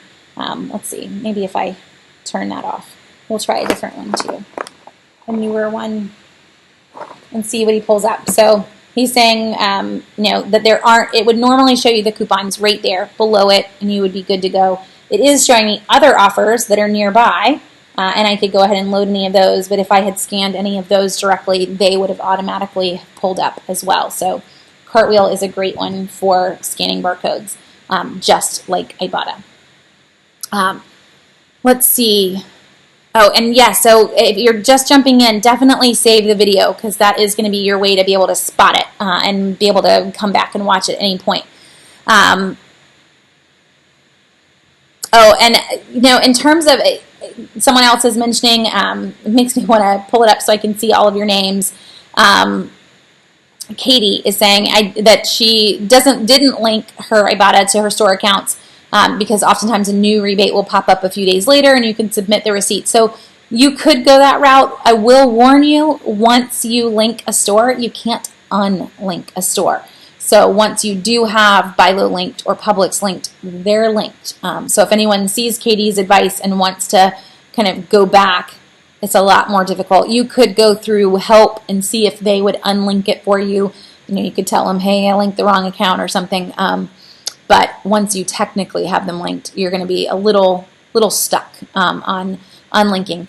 Personally, for me, yes, I could go back and I could submit the same receipt if I wanted to, or submit a different receipt. You can't submit a receipt, the same receipt, multiple times, or they'll actually turn off your account. So if you've already redeemed that particular Publix receipt and something came in on it, and you try to submit it again, it can be flagged for fraud, and they will just completely wipe your account off the face of the earth without telling you. So big warning to not do that. But if you already had a different receipt, from some other trip to Publix that you hadn't submitted, you could definitely still send it in to them if you didn't have a linked account. But the perks of having a linked account at the same time, not even having to think about it, not having to come home and set things out and scan barcodes and take pictures is pretty sweet too. So, I mean, there's pros and cons to both, but definitely a tip if anyone wanted to go with Katie's way of just not linking stores. Personally, for me, having them linked has almost become, I've almost started saving more, because there would be times that I'm like, I don't want to do that and get it all out, or the kids had already put it away for me, which is wonderful, no complaints, but to get it all back out for 50 cents, half the time I don't even know where they put it, so you get the idea. So in terms of mobile apps, there are others that are out there. I just showed you Ibotta, but my other ones that I would recommend are Checkout 51, Saving Star, and Fetch are the main 4 that we use. And Fetch is the smallest, so it's kind of going in order there. Ibotta is the biggest, Checkout 51, then Saving Star, and then Fetch. Keep in mind, Saving Star and Checkout 51 are in cahoots with each other. So if you come in, and I have a screenshot for Saving Star here already set, but if you come in to Saving Star and you were to use an offer, let's go here and just pretend this Sargento sticks. If that same offer was in Checkout 51, you would not be able to redeem both of them. You could redeem one, but if you went back and tried to redeem it in Checkout 51, it is not going to let you. So you get one or the other. All the other apps, you're fine. Redeem them all. If they all overlapped, wonderful. But Saving Star and Checkout 51, when they overlap, you're not going to be able to do anything about that fun kind of perk of them having overlapped at all. So you're primarily, the best bet is to start with Ibotta and go from there. Get your feet wet with mobile apps. And then you can start to rack up the savings if you wanted to from there. One thing, you know what, I will pull up Saving Star online just to show you. But one thing about Saving Star that is a little different, Saving Star offers what they call one or many offers. And so when you're looking at Saving Star, the offers that are all up at the top, these guys track you over time. So you do not have to go in and buy all of it in one fell swoop. I can buy it in individual purchases if I wanted to. When you have bought $25 worth, it will give you that $5 back. So there are only 4 of them right now, but just so you kind of know that those are a little different. All of these other offers, and you'll notice there's a lot today because they all reset on the 1st. All these other offers are one-time use. If you go in and you bought 4 ragu pasta sauces, this is only coming off one time. But these up at the top, when I buy $20 worth of Tidy Cats litter, I'm going to get $4 back. The fun part, it tracks you based on the sale price of the kitty litter, not the price that you paid in the store. So if you got back a Target gift card, if you got, extra care about, it's not looking at that. It's looking at how much you paid for that item, and then it is counting that towards the $20 purchase. So if these are BOGO and you used a $1.50 coupon in the store, that $1.50 coupon doesn't count in. It's pretty fun. So you will be able to, save up quite a bit more than you think using those. The Saving Star and Checkout 51 both offer gift cards. Yes, they do. So in terms of redeeming out, you can cash out whatever you have in a gift card, or do a direct deposit to your store if you want, direct deposit to your bank with Saving Star. I leave my Saving Star there all year, and I cash out around Christmas time. So Saving Star is really small. You're not gonna end up with massive amounts from them. Though, it does look like there's a ton of offers right now, and some of that is because it's the 1st of the month. So we do have a good long list. But I tend to leave mine here. Saving Star in particular is kind of like a Christmas slush fund, and then cash out direct deposit to the bank, PayPal, or gift cards. Checkout 51 used to mail you a check, but they will now do PayPal as well. And I think that they do gift cards now, but I know for a fact that they do PayPal and check, because that's all they used to do with Checkout 51. I usually always take the cash option, not the gift card option, because I've already spent money on these in the grocery store, and I would prefer that money back in my budget. Like, I can't pay the electricity bill with a gift card to Outback. It just doesn't work. So we tend to go, just give me my money back. That's really what I want. Okay, so to jump back out, we've hit mobile apps. Let's talk about organization super fast. And then we're going to go through just some other tips for stores and grocery stores. So we're almost there, I promise. Now, in terms of organizing your coupons, there's a few ways that you can go. This is what I do. So I do not cut my coupons at all until my shopping list tells me to cut them. Instead, I keep them in, you can go with an accordion file folder. This is a hanging file folder. And someone asked me where I got this particular box the other night. It's from the 1980s, so I stole it out of our garage. It had my husband's high school papers in it. I don't think that those matter anymore. So these are just hanging file folders. The inserts come in the Sunday paper. I write the date really big on the front of them, and then everything from one insert goes in the same folder together. So this is everything from 5/19. 5/26 is actually over on my desk, and I need to put it in there. But everything from one Sunday is in the same pocket together, so that if my shopping list tells me to come and find the SS 5/19, then I'm going to come in and find the insert that says Smart Source on the top and cut whatever that coupon was that the list told me to cut. So you will see, if you're using the list on Southern Savers, at the bottom of your shopping list, let's see where we go, is a quick cutting guide. And it's going to organize your shopping list by date so that I can sit here and cut exactly what was in each insert together. It's going to save you a lot of time instead of going through each and every single item and cutting each coupon for each item. Just use that quick cutting guide. Believe me, I made it for myself on that one. So I'm going to sit down, I'm going to cut whatever the inserts tell me to cut, and I'm done. I'm not going to cut and just put them in anything else. This is just how I handle it. It takes about 45 minutes total for a really big shopping trip, much less for a smaller one, but you're good. So you've just kind of stuck them in a folder and moved on until you're ready to go to the store. Now with this system, you need something to keep coupons that are little. So you can go with just one little coupon folder and have large locations in the store. We're not going to keep everything in here. We're just going to keep loose coupons. So if you have one, that you found on a display or a tear pad, it has to have a place to live. So it's going to come in here. But if you were to look through, most of this is empty. It's just those coupons that maybe you printed early or you found in the store later, or you cut and then you changed your mind. You get the idea, but you do need a little place for them to live. So this is going to go alongside your accordion system just so that you have a place for them, because the big pile in the middle of the dining room table thing, it doesn't work so well. So again, for me, I'm going to take about 45 minutes and I'm done. I've organized my coupons in about 1 second, but I'm going to spend my 45 minutes just getting ready for this week's trip to the store. Whatever coupons you cut for this week to the store, you could put them in a Ziploc bag. It doesn't matter. You don't take your big accordion file to the store. That is not going to work. So lugging this guy around with you, you're not going to sit there and cut coupons in the middle of the store. That's kind of craziness. So it's whatever you went in with. That's what you're going to have already cut and ready to go in your little Ziploc bag or whatever you want to stick it in. But you're just a normal person in the store with a normal shopping list at that point, and you're going to save a chunk of money. So it's kind of the fun part. So this canceled check file that I just mentioned is not its own system. It's going to go along with an accordion system. So please don't go off, because if you try to do this system all by itself, you're going to have 100 coupons in the middle of one pocket, and there's no way that you're going to want to go through all of those. So cannot be its own system all by itself, but definitely works well with the accordion system for sure. And then someone else is chiming in and saying, where do I get my paper coupons? So I get mine from SundayCouponInserts.com.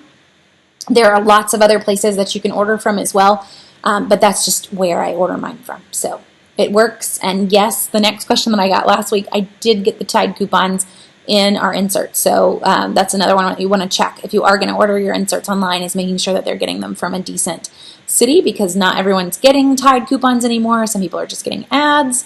So if you're going to order online, at least order good.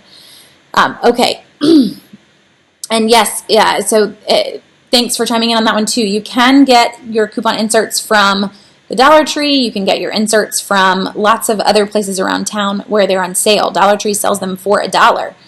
So you do not have to always sit there and, focus on trying to get them online for the best price. Online doesn't mean I'm saving any money. It just means that I don't have to hunt them down on Sunday. That's why I order mine, because the local guy doesn't deliver all the time when we try to get the local paper. So we switched to going with the Sunday coupon inserts so that I always knew that they were there. But you can definitely go to the Dollar Tree, get them for $1. Some Walgreens sell them for reduced prices. You can also usually find a Sunday paper long after Sunday in a lot of grocery stores. They'll continue to sell them until they sell all of them. So if you are going to dive in and you forget to get a newspaper one week, you probably still have a chance to get it if you just head around town. You'll find them in other spots. Okay, so a few other ways to organize coupons.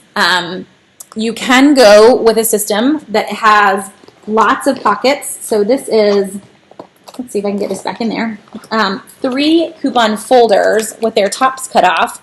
And now I can sit here and have every coupon, if I wanted to, all with me all the time. And I know it just makes some people very happy. You've got your coupons with you.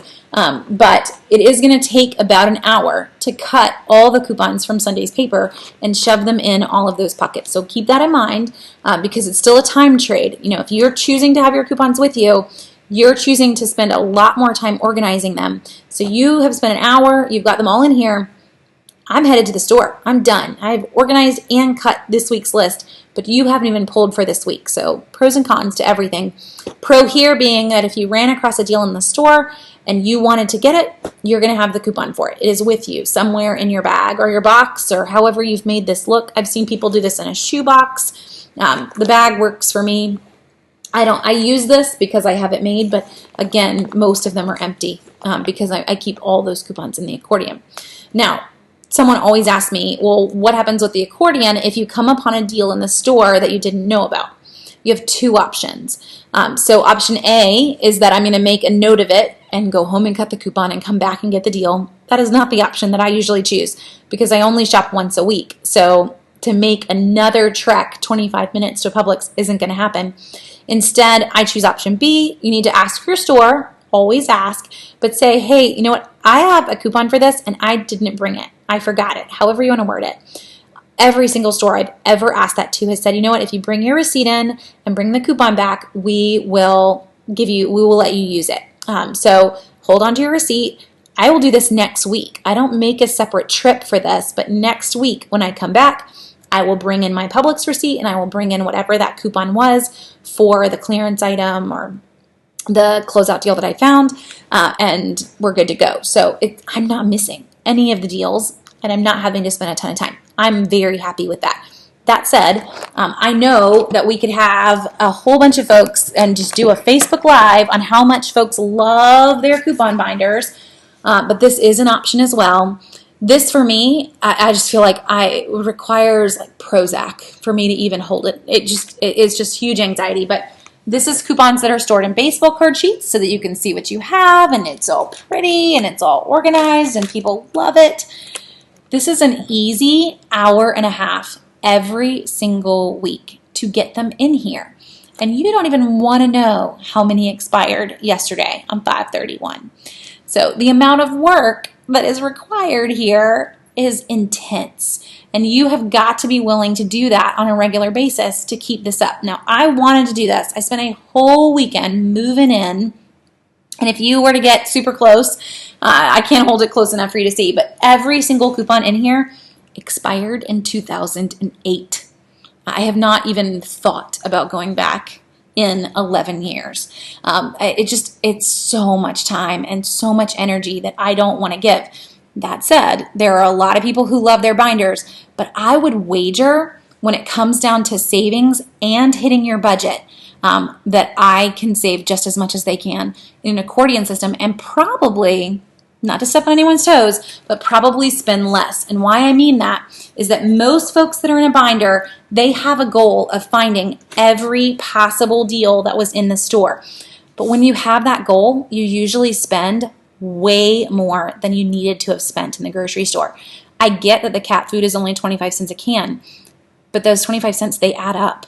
And so if you're walking through the store trying to find every clearance and every closeout deal that you can possibly find, you're going to spend more money than really you had planned to spend. Yes, you got a ton of great deals, but at some point, there's no money to buy those deals. And so for us, and I didn't really mention this when we started, but we live on about my budget for us, and it's not like set in stone. My husband's not going to yell at me if I go over it, but I aim to spend about $70 to $75 a week for all of our groceries.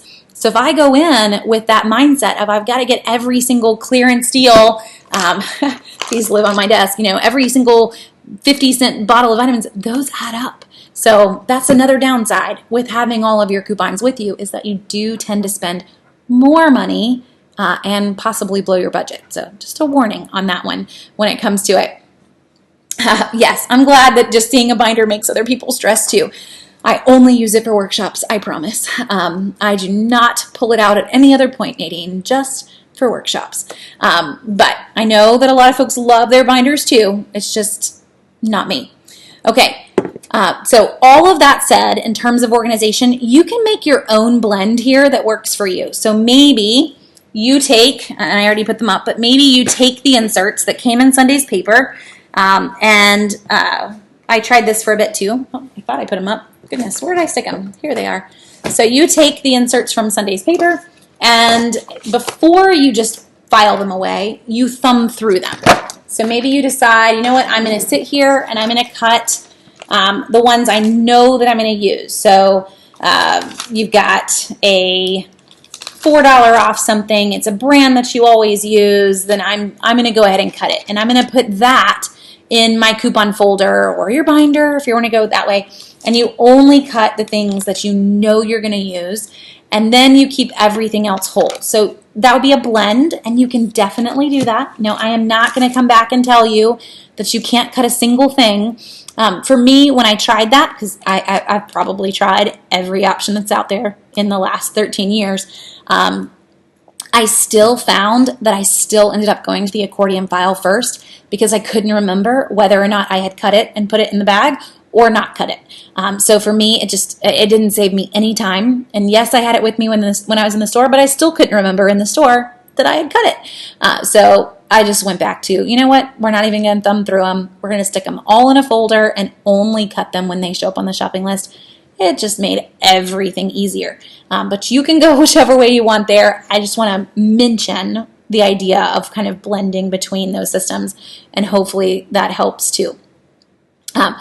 Okay, let's move on. Organization's not always fun for folks. It is something that is helpful, just not fun to cover. So other things to hit on as we go through, we've already hit a lot of the big terms like doubling and the fact that BI-LO and Harris Teeter all double. What I mean by that is that you give them a 50-cent coupon. It is now worth $1. Or head to Harris Teeter this week and you give them a $2 coupon and it is worth $4. I love Harris Teeter Super Doubles. So if you are anywhere near a Harris Teeter or you know friends who are, you need to make sure that they are shopping Harris Teeter this week because of that. I mean, like $4 off of one product's pretty sweet. Most stores that double, it's in the BI-LO is 60 cents or less. Harris Teeter, Lowe's Foods are 99 cents or less. The other big term to know is stacking.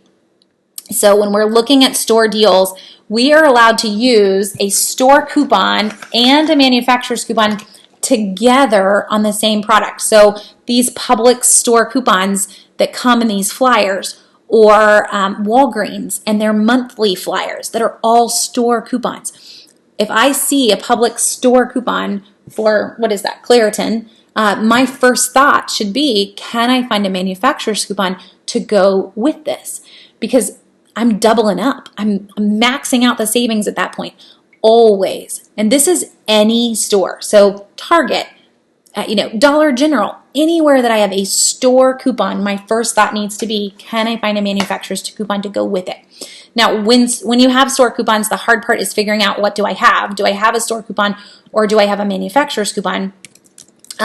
So the barcode can help you. Publix coupons don't have any barcode. The other thing that can help you with that, and I just mentioned this the other night too, I feel like for some of you that join me in the evenings and today, that it's kind of repeating, but just to give you this as an example, so these are some Kroger coupons that came in the mail recently, and I held them out and didn't use them this week just for you guys. So up top, these are free products. These are store coupons. So you can see that barcode. It's kind of a boring old school barcode compared to this guy who looks a little bit more intense. This is a manufacturer's coupon. No stores use a double layer barcode. Any store coupon that you come across always uses a single layer barcode. So if we look at those Walgreens monthly flyers, if you find, CVS store coupons, they all have that old school barcode. You have a store coupon. The other way that you can tell, since I mentioned Dollar General has digital coupons. They don't have printed coupons that you're going to use other than that 5 off 25 that comes on your receipt. But if we go to Dollar General's website and you scroll down, you want to keep on scrolling. So, one of those like don't watch, you'll have a little tiny seizure as everything goes by really fast. But way down at the bottom on Dollar General, we will start to find some digital offers. Hopefully, here we go. That are not necessarily house brands. All of these are. Here we go. Pepsi. It's $1 off of a 20-ounce Pepsi when you buy a 12-pack, or $2 off any $12 in Febreze. These all tell you what they are. It's got a DG store coupon symbol above it. I can use these with manufacturer's coupons. Now, I know Dollar General may not be your favorite store, but it makes for a very good way to be able to spot that store versus manufacturer in terms of giving you that as an example. Because when we think digital, most of us automatically think all digitals are manufacturers, but there are some exceptions. And so this is one of those ways to spot that. Now, 90% of them are all store coupons, but not all of them are. So like here's $2 off 7 in Reese's products. I don't know that we have any paper coupons for Reese's. Buy one, get one on Temptations cat treats. Again, it has that little logo at the top. So if you've got a manufacturer's coupon for them, use them always. Doesn't matter what store you're looking at. You're always allowed a store and a manufacturer's coupon together on the same product. It makes for much better deals to stack those coupons together. And in terms of other ways to save, competitor coupons, I mentioned earlier, you want to find a store that accepts competitor coupons. A great example this week at Target. Through today, Target's had that $5 gift card on meat. Let me check before I tell you incorrectly. But if you head into the Target, it's in the Target Weekly Ad. It's also in the Target app. So to pull this up just so you can see it. So it was a $5 Target gift card when you buy $20 worth of meat this week. Now, obviously, I can't use this as a competitor in a store, but I can use the one that is in the weekly ad. So if you have a store that accepts Target as a competitor and Target spits out one of these grocery type offers, you should use that as a competitor. Or if I'm heading into Publix and I've got Kroger coupons that Kroger mailed me, use them in Publix. You get the idea, but there are a lot of stores that accept competitor coupons. You just need to ask your store what they are. And then last but not least, when it comes down to just general tips to help you save more, is rain checks. So when we're looking at getting a deal and we all head to the store, there's not going to be enough of that item to last you. They will run out. You should get a rain check. And it depends on your store as to what their store policy is for these rain checks. CVS rain checks are the best because they don't expire at all, and they still give the rewards that should have printed today, like 5 years from now. But depending on the store that you're in, there are other perks for rain checks as well. Publix rain checks, for example. If I went in today and my coupon expired today, it's June 1st, a whole bunch of coupons expired between yesterday and today. You went in today and there's none left. Get a rain check. As long as your coupon was good today, you can still use it until your rain check expires. So that's a Publix policy. It's not everybody else's, but learning the perks of the rain checks in your store is going to save you a chunk. If you're in a grocery store, for example, that has non-expiring rain checks, which are few and far between, but there are some. So if I'm in a grocery store, the rain checks do not expire. Think about produce. If I went in today, and one example, for example, is Earth Fare. Earth Fare today is running 99 cents a pound for peaches. Those are $2.49 in most every other grocery store. I don't know why Earth Fare decided to run them at 99 cents a pound, but hey, that's a really great price. If I can go in and get a rain check on that and hold on to it, maybe it's even good only for a month. Still, 99 cent pound peaches, that's a good one. Now, if your store doesn't expire ever, though, that means you have 99-cent pound peaches at Christmas time. So think outside the box in terms of produce and rain checks, because it can mean significant savings on rain checks that have either long expiration dates or no expiration dates. So hopefully that helps.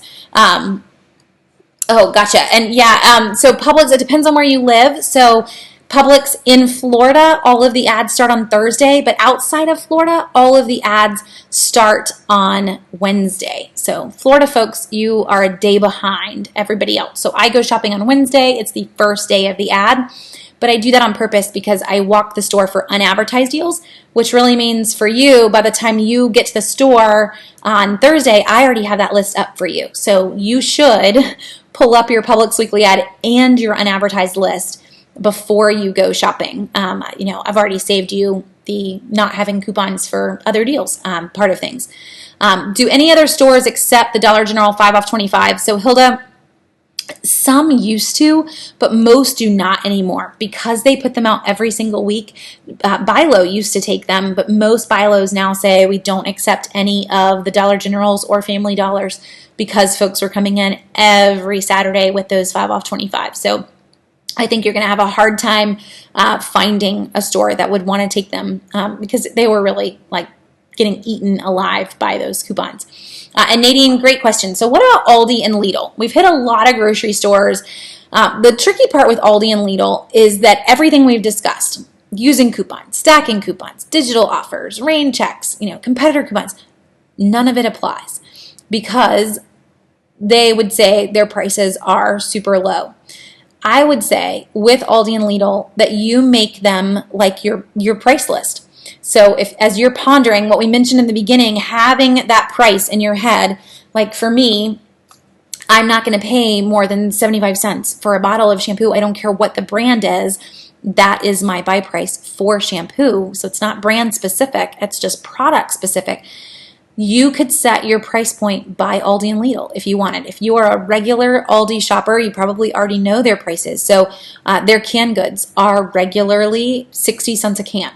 Well, if I can go into Publix and I can get canned goods for 35 cents a can, I've just creamed the Aldi price. Great, let's grab them. Now, I don't personally, I wouldn't make the separate trip.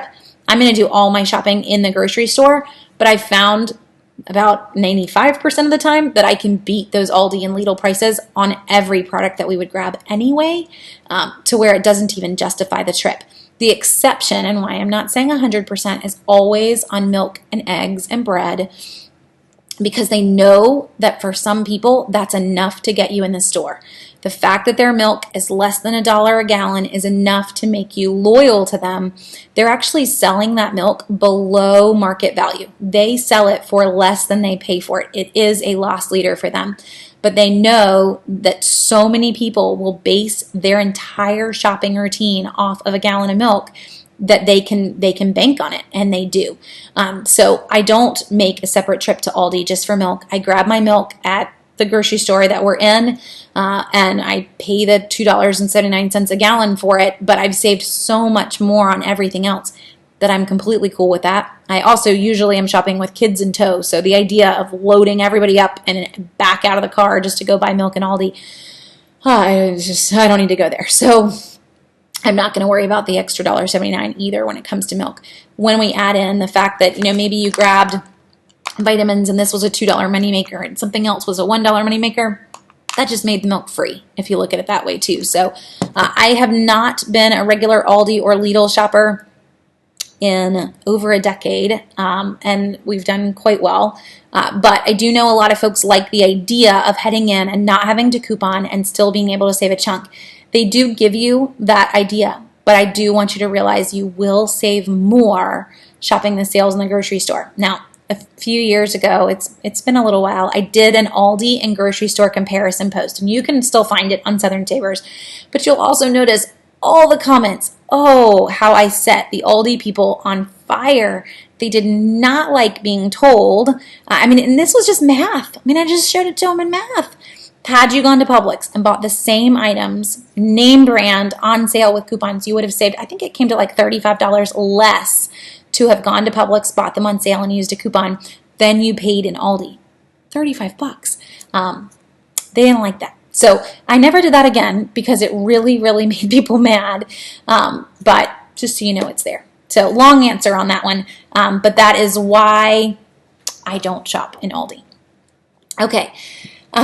Yeah, and in terms of Florida ads starting on Thursday, I'm not really sure, Karen, but they've always started on Thursday, all grocery ads in Florida. I think part of it is back in newspaper land because that used to be the food issue of the weekly newspaper.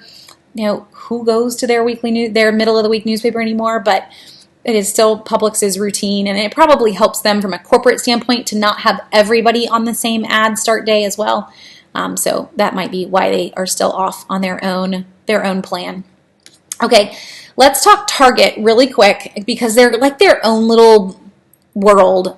They don't fit in the grocery side of things and they don't fit in the store side of things, but there are some significant savings for Target. So if you want to shop there in terms of saving in Target, you want to make sure that you are using the Target mobile app and that you are maximizing all of the Cartwheel offers that they have.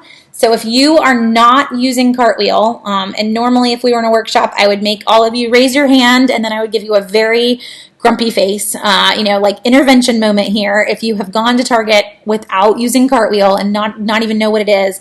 But with Target Cartwheel, this is your own set of sales all throughout the store on hundreds and hundreds of products, and you should be using it every time you go to Target. So Cartwheel is part of the Target app. You can also use it online. You can go to cartwheel.target.com. But with Cartwheel, there's so many in there that you really can't even begin to process them all. So what I would recommend is you come in, you click on the dog or the red dot. That's going to show you all the offers, and then come at the very top and sort by discount. I don't want to see what's new. I want to see what's big. Show me all of the current Target offers. It's okay. I'm glad you're confessing. So this is your intervention moment then, raising your hand. So you can see all the huge offers, 70%, 50% off offers. So how these work, these are sales. Whoever designed Target Cartwheel is brilliant. And I hope that Target paid them like $1 billion because only the people who know about Target Cartwheel are going to get the sale. And everybody else is paying full price for all these things in the store. So I can go in, I can buy Snappers chocolate as long as I have this saved to my account. When I scan my barcode at checkout, which is that guy right there, I am going to get that 50% discount. How simple is that? I didn't have to do anything other than save the offer, and I now have a sale that really most people aren't going to have because they aren't going to even know. You will never see a tag next to the item in the store. You will never see really any mention. You may see a sign somewhere in the store that mentions Cartwheel as a whole, but you will not know that there are offers available on specific products without opening up the app.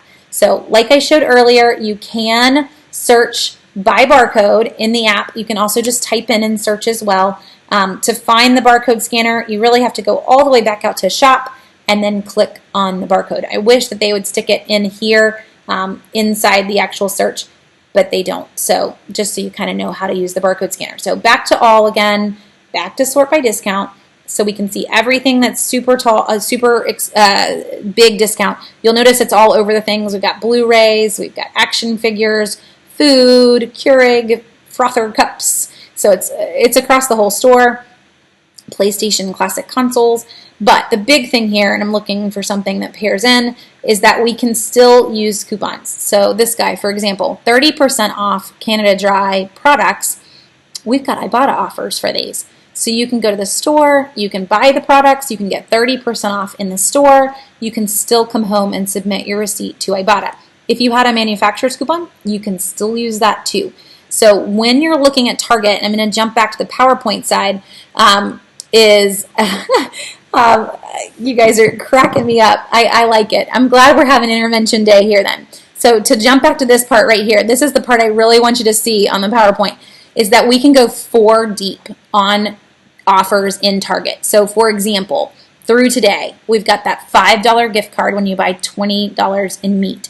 So I use that. That's a store coupon. I can use Cartwheels that are available on meat. I can use manufacturer's coupons available on meat. and Ibotta offers Saving Star, all of those.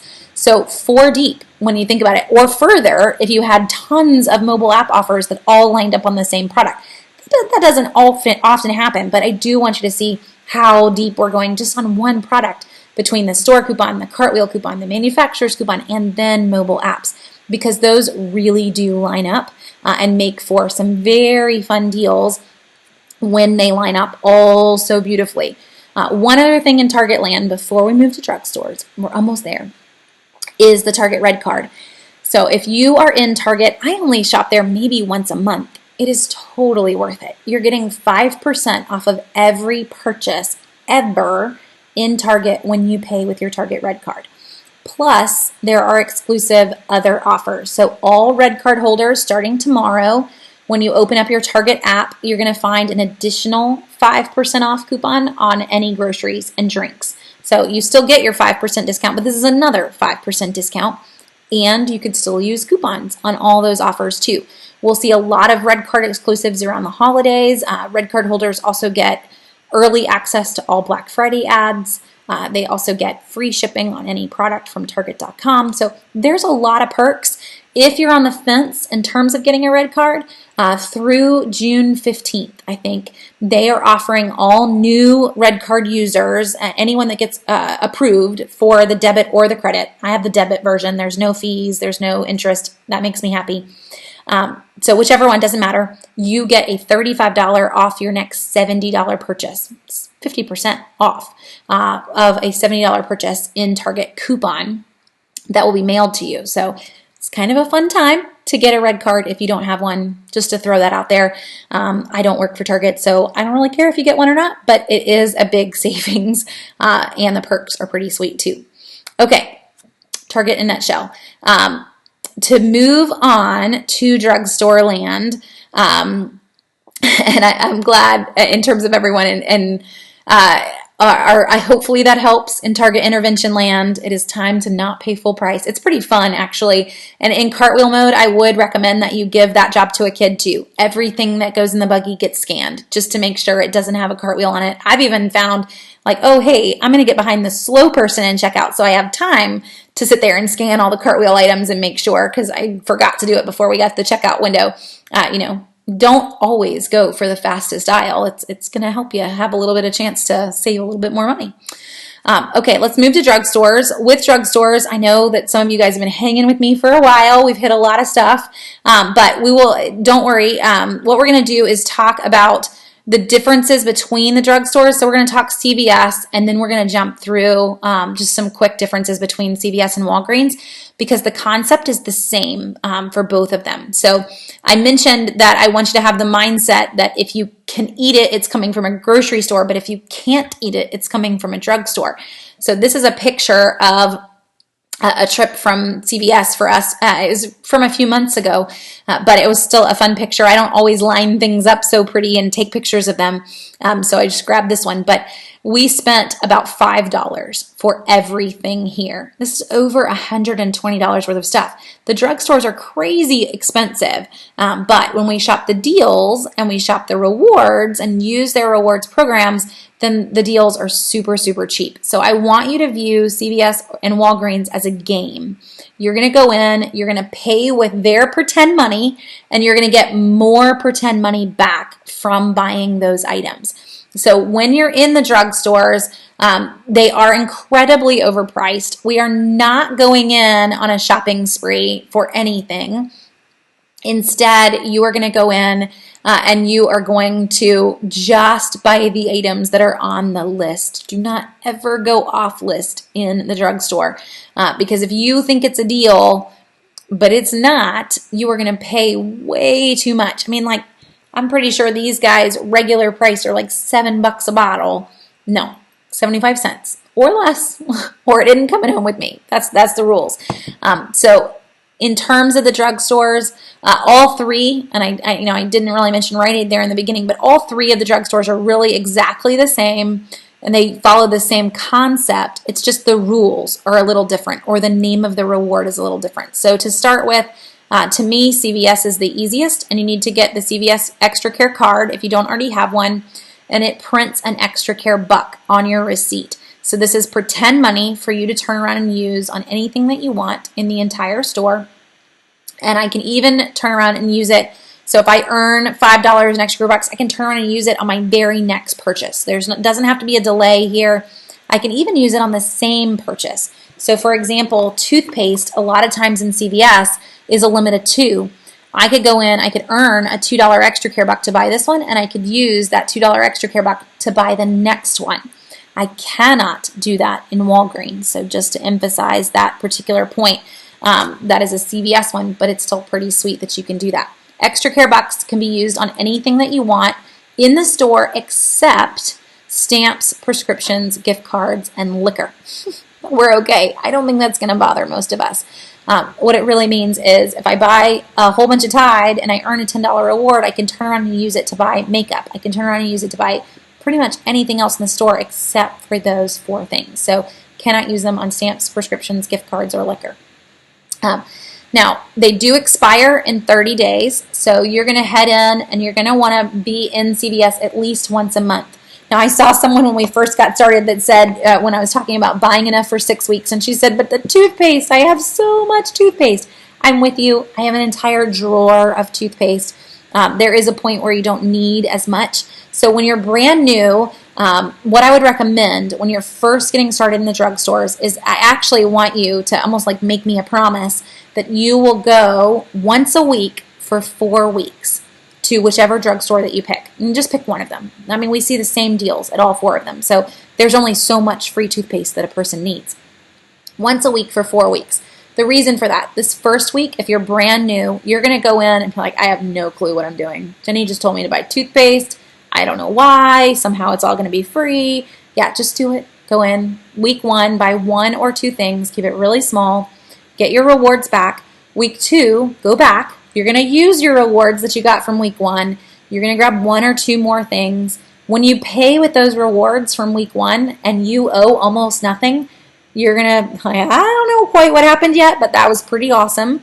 You're going to get more rewards back. But by week 3 and definitely by week 4, it is starting to click. This is making sense.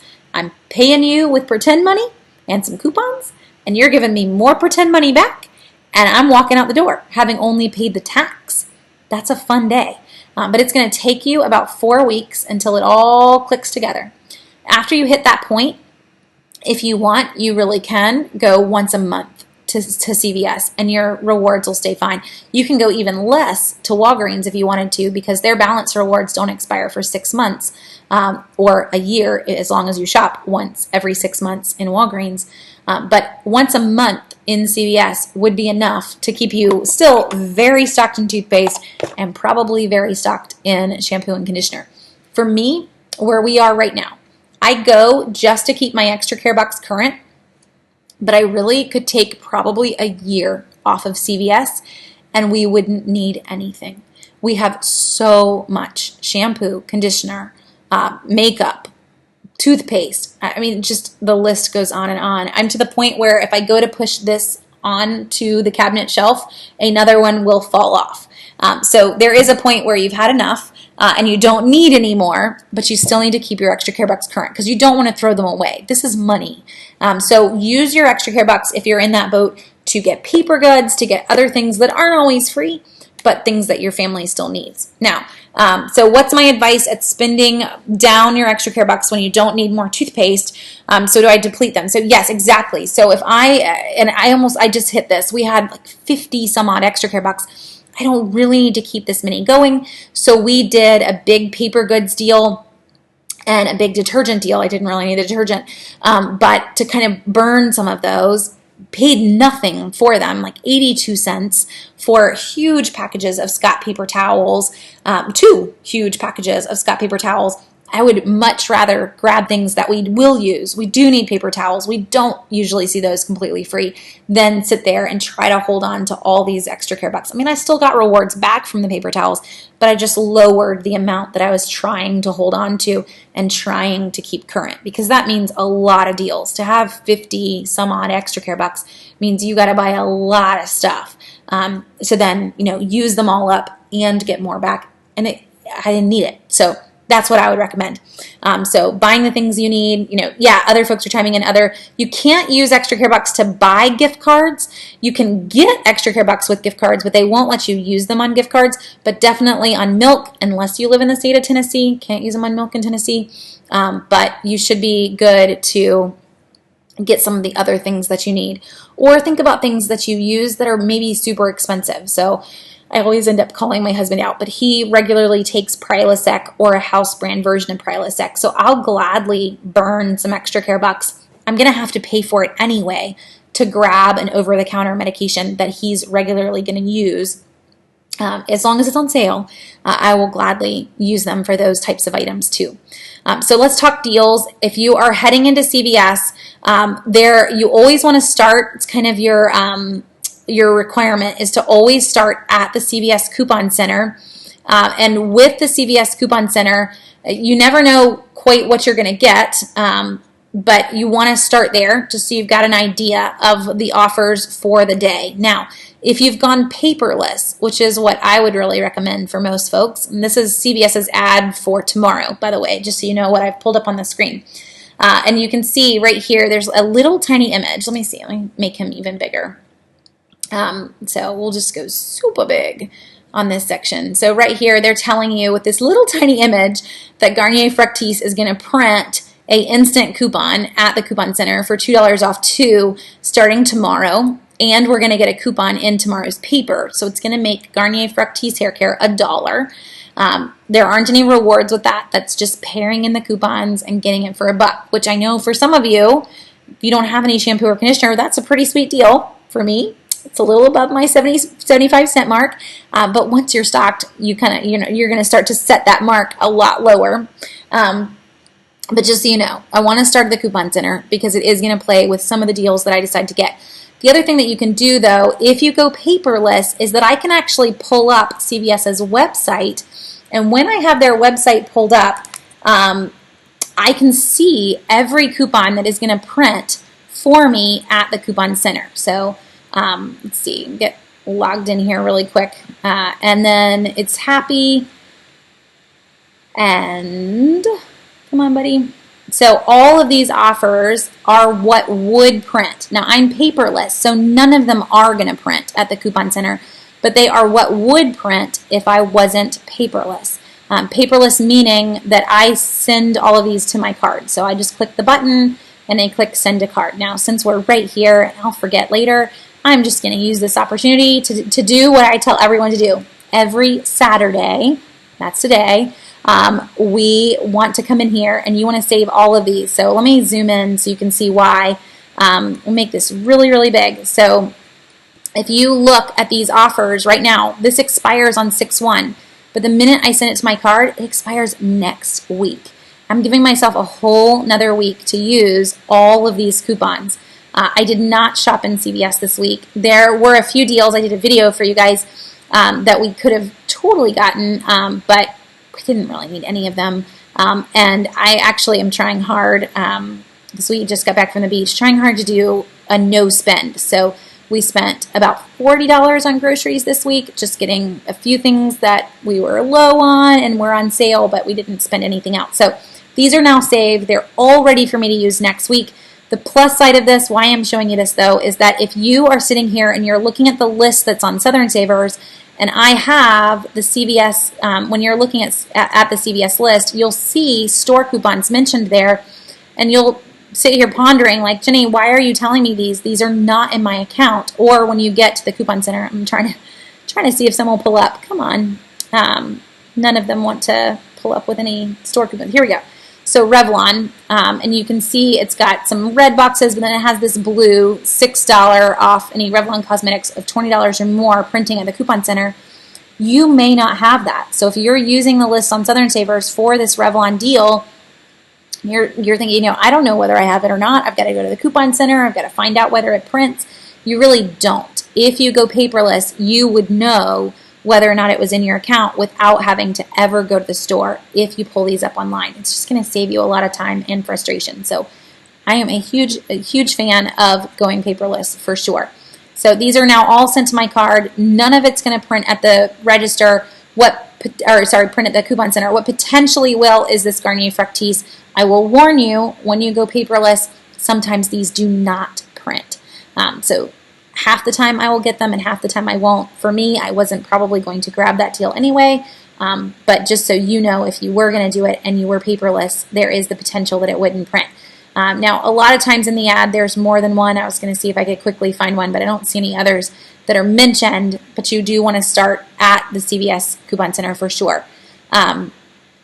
And yeah, so when I go paperless at CVS, do I have to tell them when I want to use an extra care box? Definitely. And I love that fact. So some people about going paperless were worried that they were just going to come off automatically. They do not. So when I go to check out, my total due could be, $50, and I can say, well, once I give you all these coupons, my total due is going to be like $17 after store coupons and after manufacturer's coupons. So then I tell them I want to use the 10 and the 5 and the 1, and now my total due is $1 after all of that. So you need to have kind of an idea of how much it's all going to cost after coupons, because the computer is not going to tell you that. That's the hard part. And then you can plug in your extra care box, and you just tell them, I actually have a great store, and the whole screen spins around, and they'll spin it around and say, which ones do you want to use? And I'll just tap them. So they might even let you pick. But the other thing that I tend to do is everything all in one transaction, because I have so many extra care box on a normal basis. So a lot of times I will look at them and say, I want to use all of them. But you can definitely pinpoint out specific ones that you want to use. If you want to use the ones that expire the soonest, you get to decide that. So don't panic on using your extra care box. They've made that part really, really easy. The digital ones that I was just showing you, those automatically come off. So all of these that are now currently loaded to my card, if I bought Kotex or I bought Not Your Mother's products, which are these two right here, they are going to come off without me having to say a word. It's just the extra care box that it stops them, and they will ask you which ones do you want to use. But these guys, automatic, not having to put any thought into what will or won't come off at the register. So let me jump back over here and pull the ad back up. So let's talk deals. We have two kinds of deals in all three drugstores, really. I don't know if anyone watching has a Rite Aid or not. There are none left in the Southeast, but there are still some left in the U.S. All three drugstores are exactly the same. So this first kind of deal, I call an umbrella deal. That's my wording for it. So don't go in and ask them where the umbrella deals are. They won't know a shocking amount. But what I mean by that is that this deal, when you buy $20 worth of any of these items, you are going to get a $5 reward. This is mix and match. It's however you want this deal to look. And a lot of times these deals include a number of products. So this one's kind of small. It's a good example because I can get it on the screen all at the same time. And by the way, if you missed it when I first pulled this up, this is tomorrow's ad. So don't get super excited and go buy this afternoon. Technically you could in a store that closes at night after 6 o'clock, but I would just wait till tomorrow. So if I went in, I bought $20 worth of all these products, I'm going to get a $5 reward. In all three drugstores, this works exactly the same. The $20 is before coupons. So you go in and you buy, let's say you went crazy and you bought 6 of these. That would be $21. They're 2 for $7. So you just bought a ton of Cottonelle, maybe we went wipes. Cottonelle 42 count wipes, which is one of the listed products there. And you just love fresh wipes. I don't know. $21 worth, you've hit the threshold to earn the reward, but you could start to load in the coupons. There are 50-cent coupons, there are 55-cent coupons. You use them all. Your total is going to be below $20, but you're still going to earn the reward. That's the sweet part about the drugstores. You can even pay with rewards here. So my total could end up being nothing after I paid with rewards. I am still going to earn the reward. So really does make for some fun deals. So mix and match. One perk here of CVS over Walgreens, I do not actually have to spend $20. So if I went in, and I'd have to play with the numbers here to figure out an example that would get us there, but you could go in and spend like $19.95. You would still earn the reward. It is okay that you are 5 cents short. CVS, it's people call it like the 98% rule. It's kind of an unspoken rule. It is not written out on paper anywhere, but it always works. You will always get your $5 reward. The reason I tell you that CVS loves to do, let me see, zoom out. They love to put diapers on deals that are like this one, and diapers aren't in it, but just as an example, you'll see so many times Pampers as part of a deal like this. Buy 20, get a $5 reward, but they've made the Pampers $9.99. And you're like, what? Now I got to buy more. Nope. Just buy 2 of them. You're 2 pennies short. You will still get the reward. So just trust me on that. But it's a pretty sweet day when it comes to the drugstores. So that is one type of deal. It's an umbrella deal. The other kind of deal is a very specific item. So to find it, we'll use one of these as an example. Come over here. So Scott paper towels, a 12 mega roll. That better be what you buy, or you will not get a $5 reward from buying that item. We'll see this a lot on the toothpaste page too. And I know it might be tricky to look at an ad with y'all, but I thought this would be more helpful than me just only talking about 1 or 2 things. So where is our toothpaste page? Here we go. So when it comes to our toothpaste deals and all of our freebies, we've got some really cheap toothbrushes. A lot of times these toothpaste deals, though, they'll even spell it out to the size. You've got to buy the 4.1 ounce tube of toothpaste.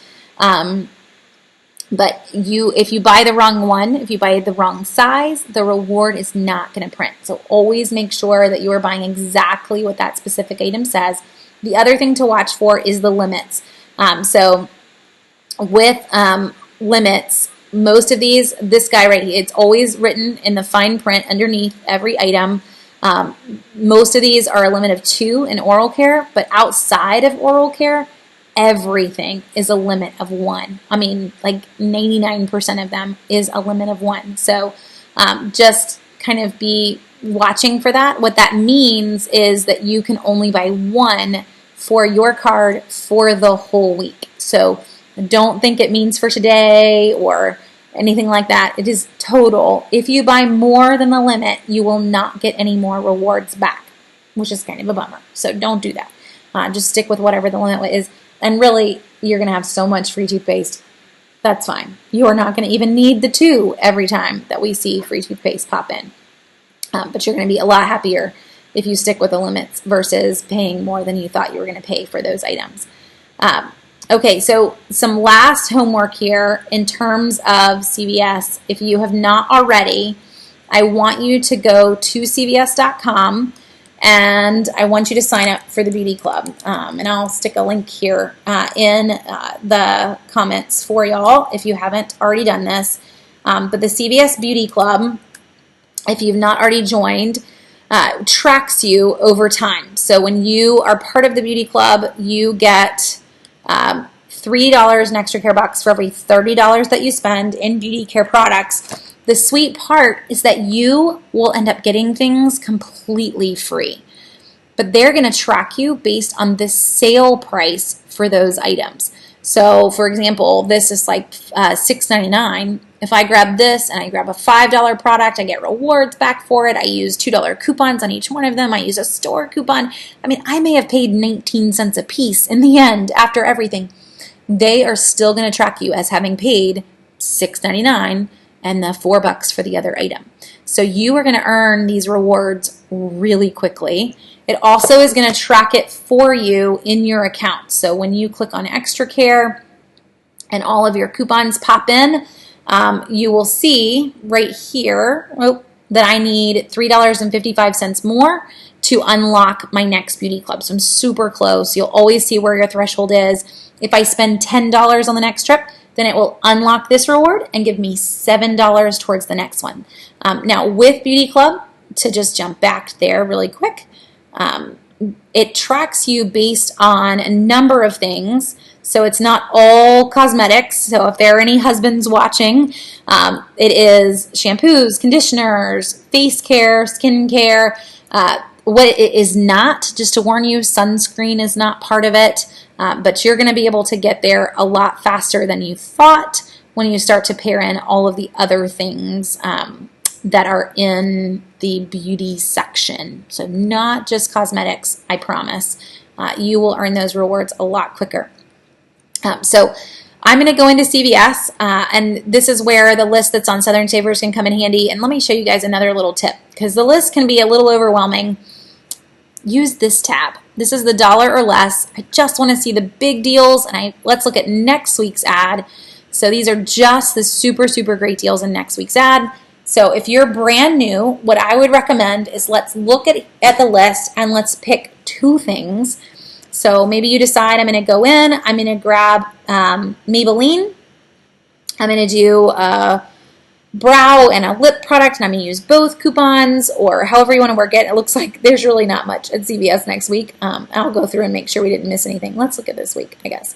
But pick 1 or 2 things. The 99-cent Nivea, there's I guess I'm just not doing well on marketing them for you guys. I'll try to do better. There's a good razor deal this week, but 1 or 2 things so that you're not going in and trying to put a ton of stuff on the counter, and they're going to tell you your total due is like $97 and you're going to get overwhelmed. So buy 1 deal, for example, this Nivea deal, go in, put 2 on the counter. They're $4.99 a piece. Use 2 coupons or whatever you have that's manufacturer. So after the coupons, they're going to tell you, hopefully, that your total due is in the like $6 range. It's, I guess, $6.50 range, and you're going to get back a $5 reward on the deal. So this is a $5 extra care back when you buy 2 Nivea washes, lotions, creams, etc. And you will find an 8.4 ounce that is $4.99. Pretty sweet. So you're going to grab 2. You're going to use one $3 off 2 coupon that expires today, or we do have $2 off printables, and you'll end up with a really good price in the end. Buy that deal, get that reward, and then we want to turn around and use that reward to buy another deal. You get the idea. But keep it really, really small, and don't go overboard, or you're going to end up spending way more than you plan to spend in CVS today. So keep it tiny, please. Like, that's your homework. Do not go crazy on that. For anyone that is more advanced or wanting to learn more, like get better at CVS, what I would recommend here, it's a fun game, is get a $5 CVS gift card and challenge yourself to work your transactions out to where you only owe a tiny little bit. So I'm going to put 1 thing on the counter, I'm going to use my coupons, I'm going to pay with my rewards, my total due is going to be 25 cents. Pay with your gift card. And then keep doing that so that I can see how long can I get a $5 CVS gift card to stretch. How long will it last me? Can I end up getting, $50, $100? Just it makes you work on your transactions and really fine tune them so that you are giving your coupons correctly. You're making sure they're coming off correctly. You get the idea. For those of you who are not new, you're not really quite ready for that. You really want to just do 1 deal, pay with some money, get some more back, but the gift card is going to make you a little bit better. The other thing the gift card is going to do is as you get better, your CVS transactions are going to be really tiny. So you're going to be paying like 76 cents, 82 cents. And believe me, balancing your checkbook on those little tiny purchases in CVS when you're using your debit card is a pain. So you're just going to save yourself all of that frustration. So $5 CVS gift card is just going to make CVS kind of this magical game all the way around and make balancing your checkbook just a happier thing. That was just, personal experience on that one for sure. So Walgreens, as just some quick differences, Walgreens has, so a question on that one, someone said on tax, that tax stumps you. So Anna, we do have tax. There's no way around on the tax. You'll always owe that, and that's basically what your gift card's going to hopefully end up covering. So you're going to end up having or tried to have fine-tuned your transaction to where that's the only little bit that you're going to end up owing. Depending on how it all rings up, you will not owe the tax on the store coupons. You will owe the tax on the manufacturer's coupons. You will owe the tax on the extra care box. So figuring out what that amount's going to be is almost impossible for most of us on a regular basis. So you're just going to that's what your gift card is covering, and kind of having that in the back of your mind. Like, if I can nail this transaction to where I only owe 65 cents in tax, then you are set. Okay, so Walgreens, there are 2 programs that run in Walgreens. One is the guy that prints right next to your receipt. It's a coupon, and it's called a Register Reward. Walgreens Register Rewards are not most people's favorite. So it is a manufacturer's coupon that prints, and it ends up putting us in a bit of a pickle sometimes because you want to, let's say you want to buy this, I want to use a coupon from the Sunday paper, and I want to pay with a register reward. I can't. I'm trying to use 2 manufacturer's coupons on one product. That register reward is a manufacturer's coupon. So you need to always remember that. And we do have various register reward deals. There's one this week on toothpaste. I'm trying to pull up the ad and find it really quick just to give you an example. But most of the deals that we now see in Walgreens register rewards are kind of a dying breed. We see maybe 2 or 3 on a given week, sometimes 1. And most of the deals that we see are their balance reward deals. So you go in, here we go. You go in and you buy a particular deal and you earn balance rewards, which are points back. And those work completely differently than a register reward. So let me show you this one. So we have 2 different toothpaste deals. This is this week's Walgreens ad, by the way. I could have pulled up next week's, but I didn't. So I buy Crest toothpaste, and when I buy 3 of them, I get a $5 register reward back. And then this is the balance reward. So very similar, but they do look different in the ads. Again, the register reward that prints is a $5 off manufacturer's coupon. So you're going to buy those 3 toothpastes or toothbrushes. You're going to use coupons on those items. You're going to get back a $5 register reward. I cannot turn around and use it to buy more toothpaste. That won't work. And I also cannot use it to turn around and buy this, pay with a $2 manufacturer and a $5 register reward. You think it's going to be free. It is not. It's going to beep. The register is going to beep 100 times because you're trying to use 2 manufacturer's coupons on one product. There is a solution, though. That $5 register reward is really just a big old blank coupon. It doesn't care what you buy. It just cares that you bought something that it can attach to. So grab this, use your $2 coupon that you planned on using, and grab a clearance piece of candy. Grab My Store Keeps Laffy Taffy by the register for 11 cents. Throw in a piece of Laffy Taffy. Now I can use the $2 coupon and the $5 register reward on that little tiny piece of Laffy Taffy. It doesn't care. Doesn't care what it is, doesn't care what it costs, just cares that first you owe enough to use it and that you have enough products and life is happy. So hopefully you can remember that. The big other thing to remember with register rewards when you earn them is that they usually all expire in 2 weeks, which is kind of a really big bummer. What I would recommend, I do not use my register rewards in Walgreens because for me, I might be in Walgreens once a month. And that's even pretty frequent. I've been going much more frequently than I used to. So I might be in there once a month. What I'll do is turn around and use my register reward in Bilo or in Kroger. It doesn't matter. It is a manufacturer's coupon. Walmart will take them. So you can use them anywhere that you want. It does have a Walgreens logo on it, so some stores are going to flip out if you try, but most will scan it and they're happy to take it and they will get reimbursed for it. Now, the other kind of reward in Walgreens is this balance reward deal.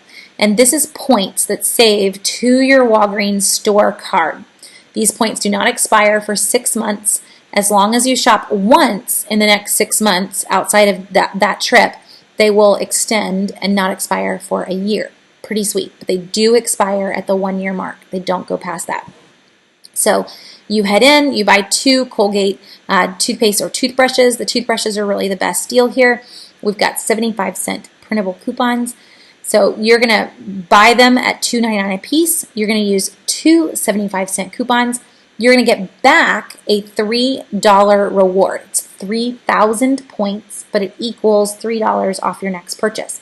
So in the end, that's basically $1.50 off of each toothbrush plus a 75-cent coupon. So that's $2.25 off of each one of them. They only cost $2.99. You're going to end up paying 74 cents a toothbrush. So just so you kind of see that as how that plays out. Now, with balance rewards, there are moments when you can and moments when you cannot use points that you already have. So let me explain that just looking at this screen. This deal, when you buy the toothpaste, you have to buy 2 of them to earn your reward. If you had points and you wanted to pay with points, you could, and you would earn more points. This deal down here on Crest, buy $10 worth of Crest dental care and get a $5 reward. Because this is not a quantity, it's an amount by $10 worth. If you use points and your total is below $10 after the points, you will not earn any rewards. Now, obviously, if you use points, you would want your total below $10. That's the point, is to pay less out of pocket. But I can't do that here. So if I use balance rewards, so if you thought, you know what, I'm going to go in and I'm going to buy this deal, and then I'm going to use those points to buy this deal. I can't. If I did that in that order, I would not earn more points. So always remember, if a deal says to buy 2, buy 3, you can always use points. If a deal requires a dollar amount, you may never use points. It's just the best way to look at it. There are ways to work around it, but it's a lot more tricky. So those are the 2 ways to try to keep Walgreens happy. What you could do, though, let me just throw this to the wind. I know some of you who are brand new, like, woo, we lost you. You can come back and watch. Again, this guy and this guy, they're still friends. So I could buy this deal, get points, use the points to buy this deal, still get the register reward. So I can always go back and forth between a register reward and a balance reward. But I can't, it's using the balance rewards with balance rewards deals that gets a little bit more tricky. So maybe you throw that in as an idea too. But that might be a little bit more than, some of you could handle, but hopefully that helps a little bit. Let's see. Okay, and someone's saying, I always have problems using a load to card coupon and a paper coupon, even if I'm buying 2 of them in Walgreens. So sometimes Walgreens does have issues with their digital coupons, and they've got a lot of digital coupons that are there. What I've found for me is that I only load the ones that I know I'm going to use for that trip. I don't go in and load any others. There's a ton that all say sneak peek because they have a new Walgreens monthly booklet that starts tomorrow. And so all of these are in here for the new monthly booklet. But if you were to go through and start to load digital coupons, just keep in mind to only load the ones that you know that you're going to use, and then always letting them fully come off before you use any paper coupons. So scanning your Walgreens card, asking the cashier, like, have my digital coupons come off, and then having the Walgreens cashier scan your paper coupons hopefully should help me or help you not have issues as you're checking out. And yes, so thanks for the person that chimed in. So I get my Sunday inserts from SundayCouponInserts.com. So hopefully that was your question. And then another question on that one, Ebates and Top Cashback. Do I use the cashback sites? I do, Paige. Not a ton, because a lot of the online shopping that I tend to do tends to be on Amazon, and there isn't much that you're going to earn there. But yes, any online shopping that we're doing, I will always try to go through cashback sites for it. Ebates tends to be the one that I go to the most, just because we've used it the longest.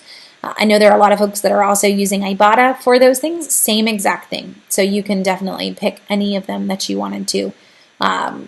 Just whichever one works. Keep in mind that the more that you spread it out across all of those cashback sites, the harder it is to get a check. So a lot of times going with just one of them means that you'll hit your threshold for a check a lot sooner. So that's one of the reasons to not spread it out as well. Okay, now I didn't really mention Rite Aid very much, so if anyone is near a Rite Aid, the best way to look at Rite Aid is honestly that it's just like CVS, just that they changed the name of the program. But the rules are exactly like CVS. It works just like a pretend currency. It comes off your next purchase, and you can get into that habit. There aren't a lot of quirks like there are in Walgreens, so it will make everything easier if you just kind of think about it that way. So if you do have a Rite Aid and a CVS in your area, get started in CVS and figure it out, and then you're ready to go to Rite Aid without a lot of big issues between the two. And the only perk to me between Rite Aid and the other ones is that Rite Aid has a lot of gift card offers. So if you're looking for ways to save on gift cards, you will find quite a number in your rated ad. So CVS and Walgreens usually have one or two. I actually just had this up, so I'll show you again. But CVS for tomorrow is Domino Pizza. You buy a $50 gift card and you get a $10 reward. Walgreens usually runs 2 or 3 different gift cards each week. A lot of times their rewards is in a Walgreens gift card, not in Balance Rewards or Register Rewards. But this is still a great way to save on eating out, on the things that you need. They ran Netflix a few weeks ago. People were going crazy because you could pay for your whole year of Netflix and get quite a number of Walgreens gift cards back if you wanted to. But this is one that Rite Aid always wins on. That's really what started me on that, because they will run sometimes 5 to 6 different gift card offers all in the same week. So if you have a Rite Aid, that would be one thing to look at in your Rite Aid ad, just to see what is nearby. I do still cover Rite Aid on Southern Savers, but there are not any left in the Southeast. So most of us are not going to be in one at all. Okay, so Paige is saying in her Walgreens, once the digital coupons come off, we cannot scan paper coupons. So Paige, I was just there like 2 weeks ago, and I know that that's the order that I did it in, but maybe I don't know, maybe he lied to me and he just told me they'd come off. I'll have to go in and like really, really watch the next time that I check off or check out in terms of how things work. Between the digital and the paper, if you're having a lot of issues with both of them coming off, I would probably stick with maybe even going just solidly digital if you can. So a lot of times, for example, on the oral care deal in Walgreens that I had up earlier, when it includes toothpaste and includes toothbrushes and includes other things, you've got digital coupons for each of those. You'll have a $1 Crest, you'll have a $1 Oral-B, you get the idea. So mix or match those items. And you potentially could do the entire deal with just digital or just paper if you wanted to, and not have to use both of those together. So if you are regularly having issues with them coming off, when you've bought the right number, that might be a solution too. Just mixing and matching the items that you're grabbing instead of trying to grab all of the items at the same time and using the mix of those offers.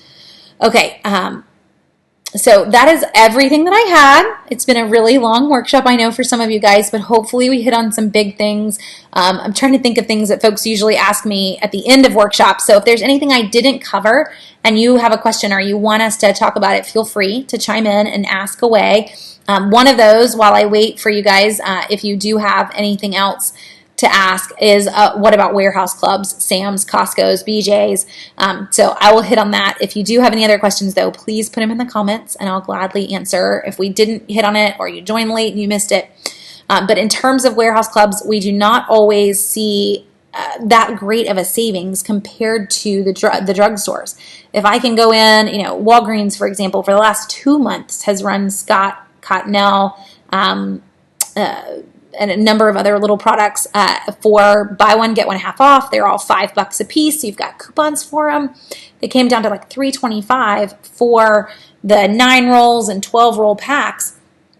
You can't touch that in a warehouse club. They're going to sell you this 50 roll pack of toilet paper, but it's still not going to come down to the price per roll that we're getting in the drugstores. The rolls are different sizes. I know it's really tricky to compare apples to apples, but just trust me on this one. They cannot touch that drugstore deal, especially if you're turning around and paying with points or with extra care bucks. So the warehouse club, most of us are heading there for those paper goods or those bulk items, and most of the time we are going to turn around and beat those prices using those drugstore rewards for sure. So Anna's saying, does the 40% rule apply to everything? 40% is just groceries. So I want to focus on groceries, personal care, household, and I want to grab it when it's 40% off. For other items, when it comes to electronics, furniture, toys, etc., I'd almost go bigger. For me, I tend to grab most of our products, Clothing-wise, from Goodwill, this is my Goodwill shirt for the week. I'm okay with that. My kids today were showing off new shoes. They're from Goodwill. I can't beat those prices, and most of the time they're new. So we are more clothing-wise in the like 70% to 90% range. We shop clearance for a lot of things off-season and tuck it away to use the next season. For furniture and for appliances, for larger ticket items, I would also encourage you to kind of have that mark that you're looking for too. So, you went for the clearance item and then you still used a cartwheel on top of it, or you still used a store coupon on top of it. That's where really going. Paige is throwing in ThredUp for clothes. We've done that a lot too. And their boxes, Paige. I don't know if you've been brave enough to try one of their boxes, but there are some pretty fun deals in those as well. And then Charity said mobile apps. So Charity, we hit on Ibotta for a while. Other mobile apps, just to pull it up, I can definitely show you what I keep in my little pocket here. But these are the main couponing apps that I use, and then I have two others. I should probably take them out because they confuse people when I pull this up. GoodRx is just to save on your prescriptions, and MealLime is for meal planning. But the main ones, Ibotta, Saving Star, Fetch, and Checkout 51, those are the main mobile apps for couponing that I use on a regular basis. For mobile coupons anyway. And with any of these, most of them are exactly the same, where you take a picture of your receipt and you upload it to their website. So once you kind of figure out one, you're ready to go for the others. But hopefully, that's kind of the short end on that one. We did go through Ibotta in the middle, so when we're done, if you want to zoom back and watch, you could and kind of catch up on that one. But hopefully that helps you get an idea of which ones to use. Okay, well, thanks for joining me, guys. If you have more questions, kind of for follow-up, there's always our Monday night Q&A, which we're going to do a budget check-in this week and talk about budgets and getting back on track.